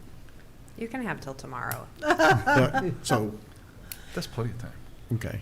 Can- I mean, the sooner the better, but I think we can Okay. also start to have some initial conversations. And if that's not determined, but you have a sense, we can either, Okay. We Reason would I'm asking typically is- just reach out to the chair and Yeah, well, we're in the process of figuring out the timing of an off typical schedule meeting for some things that are time sensitive for the trust. So okay. I can just speak to Ed as chair to see if he can just add this to that agenda. Yeah, So I mean, otherwise it's second week of July. where it's not a committee, I mean, Ed could serve in this role, or he could identify someone that he Okay. thought should serve in the role. It's not, because it's not a full committee of representation, we just need someone to help us from affordable housing. Okay. And then we expect that person would bring, I mean, I know that you've all already started brainstorming Yeah. responses to the senior needs assessment, and so those discussions would happen in your public meetings. Okay. Thank you. Any other thoughts or questions?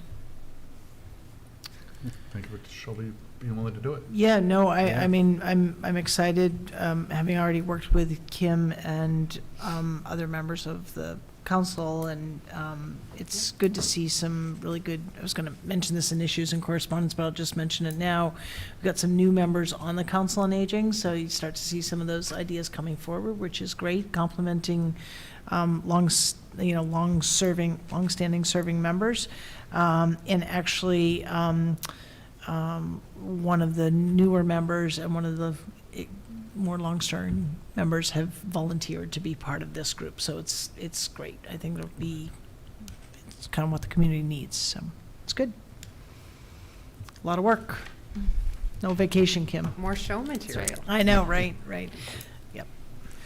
Well, thank you both very much. With that, we move on to the request for appointments and reappointments to boards, committees, and positions. So, I'll move to approve the following appointments. Actually, before you Yeah. read that, Go ahead. my wife is one of the appointments, and do I need to recuse myself from that vote, or? Yeah, why don't you just vote that one separately? Okay, I'll make a separate motion for that. Thank you. Thank you, Ian. I'll move to approve the following appointments. Don Byrne to Active Transportation and Safety Committee for 3 years. Andrew Konensberg, Active Transportation and Safety Committee for 1 year. Susan Parr, Active Transportation and Safety Committee for 1 year.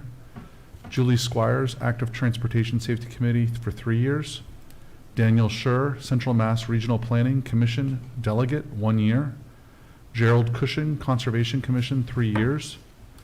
Andrew Koningsberg, Conservation Commission for 3 years. Nancy Fallon, the Council on Aging for 3 years. Kent Anderson for the Cultural Council for 3 years. Aruna Chirilla, Cultural Council, 3 years. Carolyn Spring, Cultural Council, 3 years. Todd Alexander, Economic Development Committee, 1 year. David Bagden, Economic Development Committee, 3 years. Sandra Kearney, Economic Development Committee, 3 years. Holly Kenny, Economic Development Committee for 2 years. Scott Rayleigh, Economic Development Committee for 1 year. Mark Veralt, Economic Development Committee for 2 years. Mark Zepf for Economic Development Committee for 2 years. Heather Abram for Historic Commission for 3 years. Nancy Strecker, Historic Commission for 3 years. William Clausen, Recreation Commission for 3 years. Beth Ann Travis for Recreation Commission for 3 years. Gary Bowman for Sandra Pond and Conservation Area Warden for 1 year. Peter Bowman for Sandra Pond Conservation Area Warden for 1 year. Roberta Brown, Spirit Committee for 1 year. Lydia Goldblatt, Spirit Committee for 1 year. Nancy Strecker, Spirit Committee for 1 year. Kishore Disiranju, Sustainable Westborough for 3 years. Michelle Hung, Sustainable Westborough Associate Member for 1 year. Jeff Levine, Sustainable Westborough for 3 years. Hallie Pellish, Sustainable Westborough Associate Member for 1 year. Maurice Hires, Veterans Advisory Board for 1 year. Paul Horrigan, Veteran Advisory Board for 1 year. Alicia O'Brien, Veterans Advisory Board for 1 year. J. Marshall Preston, Veterans Advisory Board for 1 year. Del Richmond, Veterans Advisory Board for 1 year. James Tepper, Veterans Advisory Board for 1 year. Andy Turok, Veterans Advisory Board for 1 year. Al Turnus, Veterans Advisory Board for 1 year. Pamela Chamorro Bridges, Youth Commission Adult Member for 3 years. Miesha Gahani, Youth Commission Youth Member, 2 years. William Johnson, Youth Commission Youth Member for 2 years. John DeCarolis, Westborough Housing Authority Tenant Representative for 5 years. And I would like to thank all of the applicants for their letters of interest and being willing to serve on these various committees. Thank you. Second. I'm glad I don't have to repeat the motion. Yes. Questions? All in favor? I'd also just like to thank Sela for all the work of outreaching. It's a lot, kind of with this newer process of kind of making appointments, so to speak, a fresh process. But it was so good to read some of the letters and emails that came in. So thank you for your work to organize that. Yes. Excellent point. One more? All right, I'll move to nominate Maureen Johnson for the Cultural Council for 3 years. Second. Do you need to step away physically, or? I'm just going to abstain from voting or Yeah. recuse. I'll just Right. abstain. All those in favor? All those abstaining? Okay. Thank Oh, you. you're in I trouble will tell my tonight. wife she only got 4 votes. Everyone else got 5. Just as a reminder to the board, when we were going through the budget process, included in the information technology budget was the cost of implementing a new boards and committees module. So that's something that that's money that's not available to us, obviously, until July 1st. And currently, we're working through the website upgrade, but something that we hope to have in place for next year's appointments and reappointments. So, Thank you. And I think that is a segue to the town manager's report. the employee of the month in May 2023 was Karen Hutchinson, who's the library assistant at the Westborough Public Library. Absolutely outstanding employee in the children's department and on the outreach team. She has mentored new staff, assumed responsibilities for programs, and created a welcoming space for Westborough's littlest patrons during periods when we did not have a children's librarian. The library is truly lucky to have Karen on our staff, and we believe she's truly deserving of the Employee Excellence Award. So congratulations, Karen. The downtown development plan, the planning board had discussed this at a previous meeting, their interest in doing sort of a downtown master plan. And so on June 2nd, the community development director and I, working with the planning board chair, applied for a downtown development plan grant. We worked also with CMRPC, who helped us fill out the application. This grant would fund the master plan for downtown, and inclusive of recommended zoning amendments, traffic improvements, and pedestrian connections. So really in line with the overall town master plan. So pretty excited about this. Excited to send it to Jennifer when she gets here. So actually, I'll jump down to that one. So Jennifer Gingras is our Director of Planning. So she'll assume her role as Westborough's Director of Planning on July 5th. And we just want to thank Jim Robbins for his continued support in the temporary role of Town Planner. That appointment will end on June 30th. Not listed in here, but just for the board's awareness, we will set up a contract similar to what we've done in the past, where Jim will be available to Jennifer as needed. As a resource for a period of 6 months. Related to ARPA projects, the board perhaps has seen in the news the sort of threat of a clawback, especially related to the debt ceiling discussion at the federal level. I was at the Mass Municipal Association meeting today, and they confirmed that they will not be clawing back money that we haven't obligated at the local level. So at least for now, the money that's uncommitted at this point continues to be available to us. And so we are looking to commit it. So we've had folks put in proposals for some additional projects. The advisory or the finance team has started to review those, and we'll complete a review at the end of the month, make a recommendation to the advisory finance committee, and then that committee will recommend to the select board at your July 11th meeting. The website update, as I said, those continue to move forward. So the next step is for town departments, and Owen's leading that, to meet with the consultant through Civic Plus regarding best practices for populating the new site. The flashing crosswalk signs that were funded at town meeting have been ordered. The DPW will install these at the existing crosswalk on West Main Street at the Rotary. As was discussed going into the meeting, these can be moved. As you remember, the purchase was to put them somewhere between the Rotary and the Forbes building. And so we would likely wait for the downtown development plan to determine whether or not they need to be moved at a future time. Our treasurer collector, Linda Smith, will be retiring on June 30th, so we've already posted that position.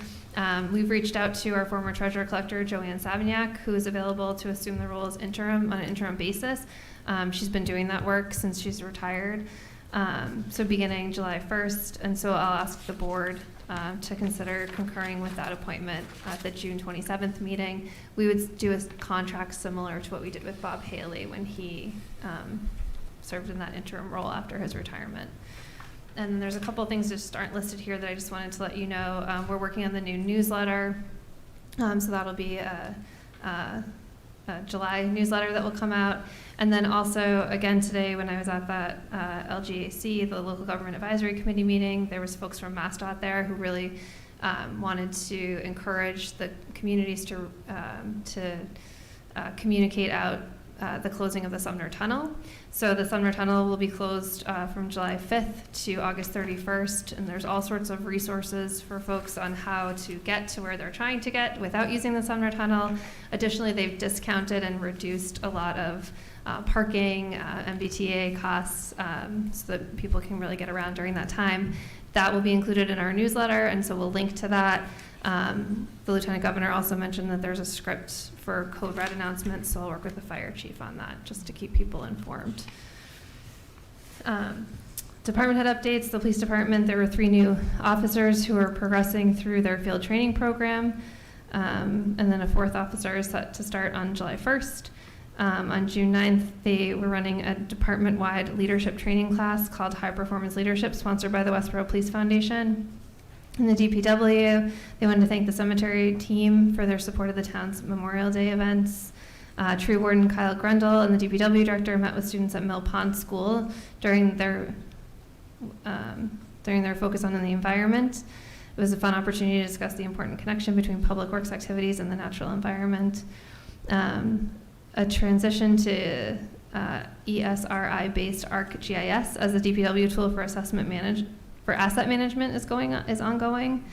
In conjunction with May's National Public Works Week, the DPW conducted its 2nd annual Golden Shovel Competition, which is a comprehensive skills assessment and team building event. So congratulations to Joe Lobas, Ed Bishop, and Dennis Donovan for their team's impressive performance and winners of the Golden Shovel. Great work by our highway crew during the resurfacing of Flanders Road and Sampson Drive. And then the water restrictions remain in place at level 1, so outdoor watering is permitted before 9 a.m. and after 5 p.m., and water restrictions chart is available on the DPW website main page. At your next meeting, we'll actually be asking the board to rescind your current water use restriction policy because, as you remember, we created that new bylaw to bring all of those documents together into one bylaw. The Board of Health applied for a pay-as-you-throw or SMART grant with DEP. They talked about the Waste Management Exploratory Committee talked about this at your last meeting. In case it's decided to move in that direction, and that's for up to $300,000. Lake Chauncey is now being tested twice a month for cyanobacteria through the Worcester Cyanobacteria Monitoring Collaborative. This is a free service. Results go directly to the health department. Camps and pool inspections are in full swing, and then they had 13 children receive 32 vaccines at their last clinic on May 30th. Just a little bit going on. Yeah. It's great. Excellent. Christy, thank you very much. With that, we move to issues and correspondence of the Select Board. Do I have anybody who'd like to start? All right, go ahead. I think as folks know, we're been the Golf Club Golf Club Building Reuse Committee has been active. We just released our survey to the community. I think hopefully folks have seen it. We've really pushed to advertise it out as much as possible. We encourage folks to fill that in, but also to share it with others. We do have hard copies available at the pro shop of the golf course, the library, I believe in the town clerk's office, also at the senior center, so if people can fill that out, and it will get input into the system. We are using the SurveyMonkey system, which one of the questions was asked, it does only allow one vote from a IP address, so people can't stuff the ballot box, but we do encourage as many people. I mean, we want the input from the community.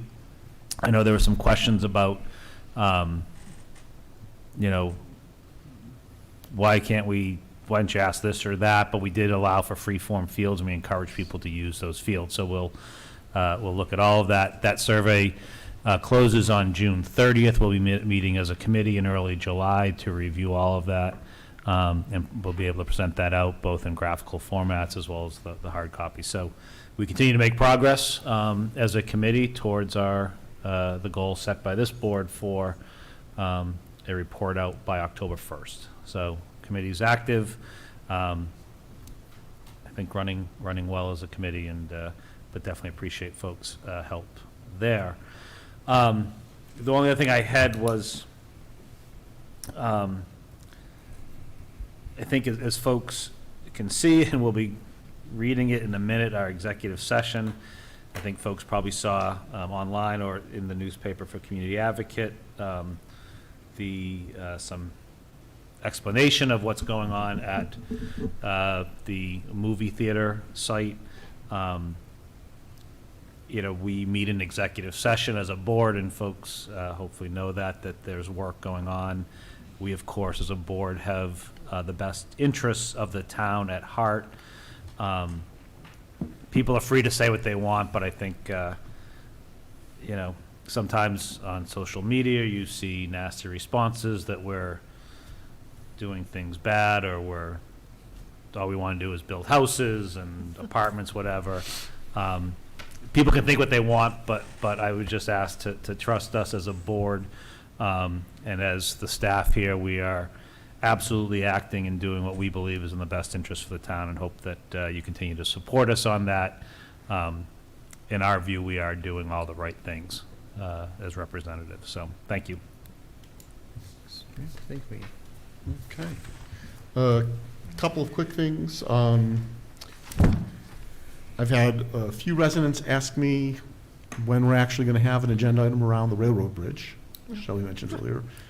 Unplanned. Several meetings ago, we said, we should have an agenda item, we should talk or start looking to explore possible solutions there. I'm not sure of what the structure of the content would be. I know we just can't vote to fix it. But just throw that back in the mix so it doesn't fall too far. Yep, and just so that the board and residents are aware, we have had some progress working with an outside vendor to try to identify some options that we can bring to the board. So we are working on having a presentation. Great. Excellent. The Affordable Housing Trust continues to move very quickly on a number of items.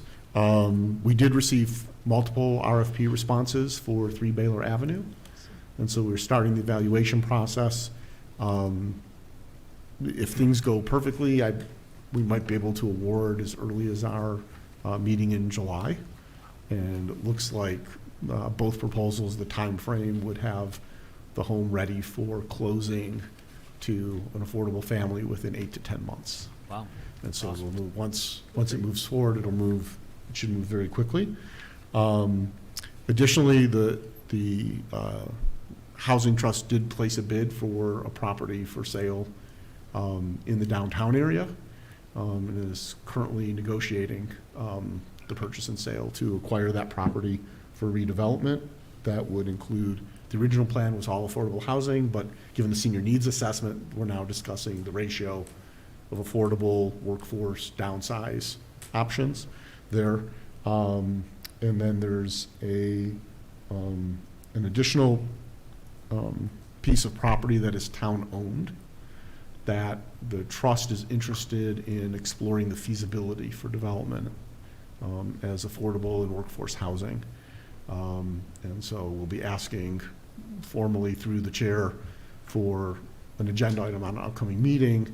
We won't be asking for the board to commit for that, but even before we ask for the property, we want to know that it's actually feasible to develop. So there's some survey work and, most importantly, percolation tests for septic that we'd be looking for permission for to see if it's viable, and at which point that becomes a point of consideration for future use for that property. And that's all I have. Thank you.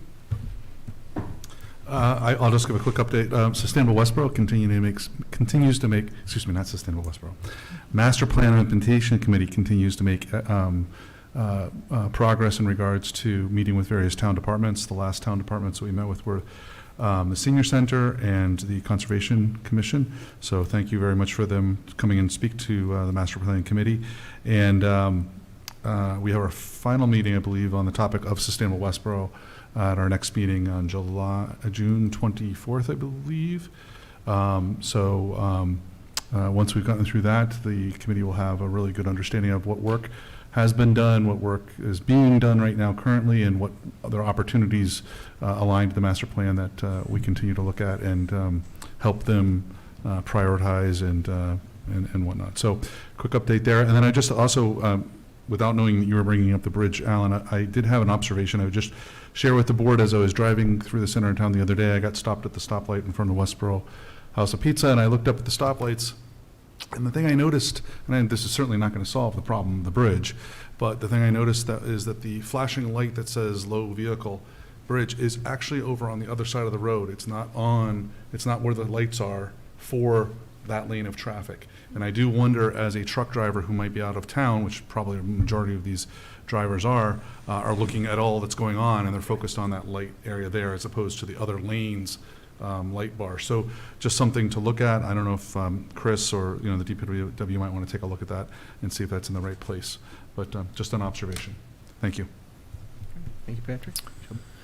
Yeah, thank you. A couple items regarding liaison work. So just follow up on a comment that Ian had made around the golf club committee, sort of related at the Council on Aging meeting. Just want to make you aware that one of the council members had suggested that, given the survey process that was going on, is that an opportunity, and should there be kind of earnest discussion around that property being repurposed in some way for a community center that would be inclusive of senior needs. So just wanted to share that with you, Ian. You can kind of take that back to the committee, and, you know, Christy stressed the importance of everyone completing that survey. So just wanted to share that. Also on the Council on Aging, they are kicking off in July their Tuesday dinner and entertainment. So contact the Senior Center, check out the Senior Scene, which is the monthly newsletter for more information there. And to Kim's point about the high demand for caregiver support services, the Memory Cafe events will be continuing throughout the summer. So that's great news. Christy touched base on this a little bit. The Waste Management Exploratory Committee, that work really has sort of been largely kind of handed back to kind of this board and the Board of Health, and to kind of work on and to work through next steps. But that committee will continue to sort of receive updates and provide input as we work through the RFP process on solutions, and then ultimately we'll bring back something here to the board. So they continue to, well, we'll be meeting, but I just wanted to kind of provide a status update there. The Hockomock Pond Reuse Committee, actually, we received the Yukon TAB grant that was awarded, and actually the Yukon TAB, which is the technical assistance, I don't know what B stands for. Anyway, B. Brownfields, technical assistance brownfields. There we go. They are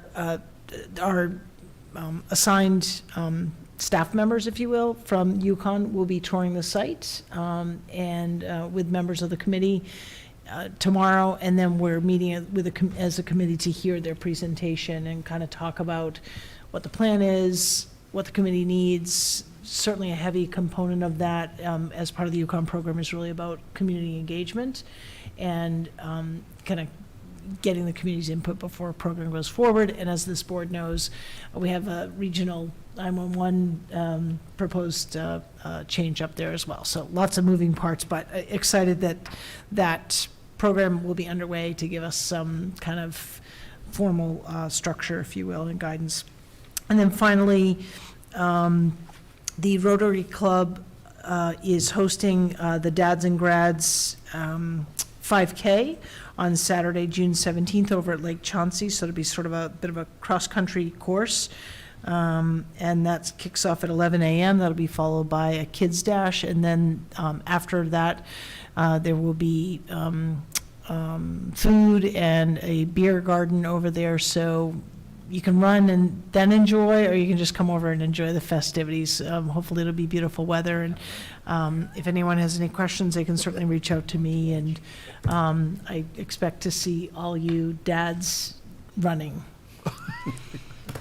Or whatever it is that you. Want to kill us all, right? Is sauntering okay? New members of the board now needed. No. Anyway, but encourage everyone to turn out. I think the weather's going to be great, knock on wood. So.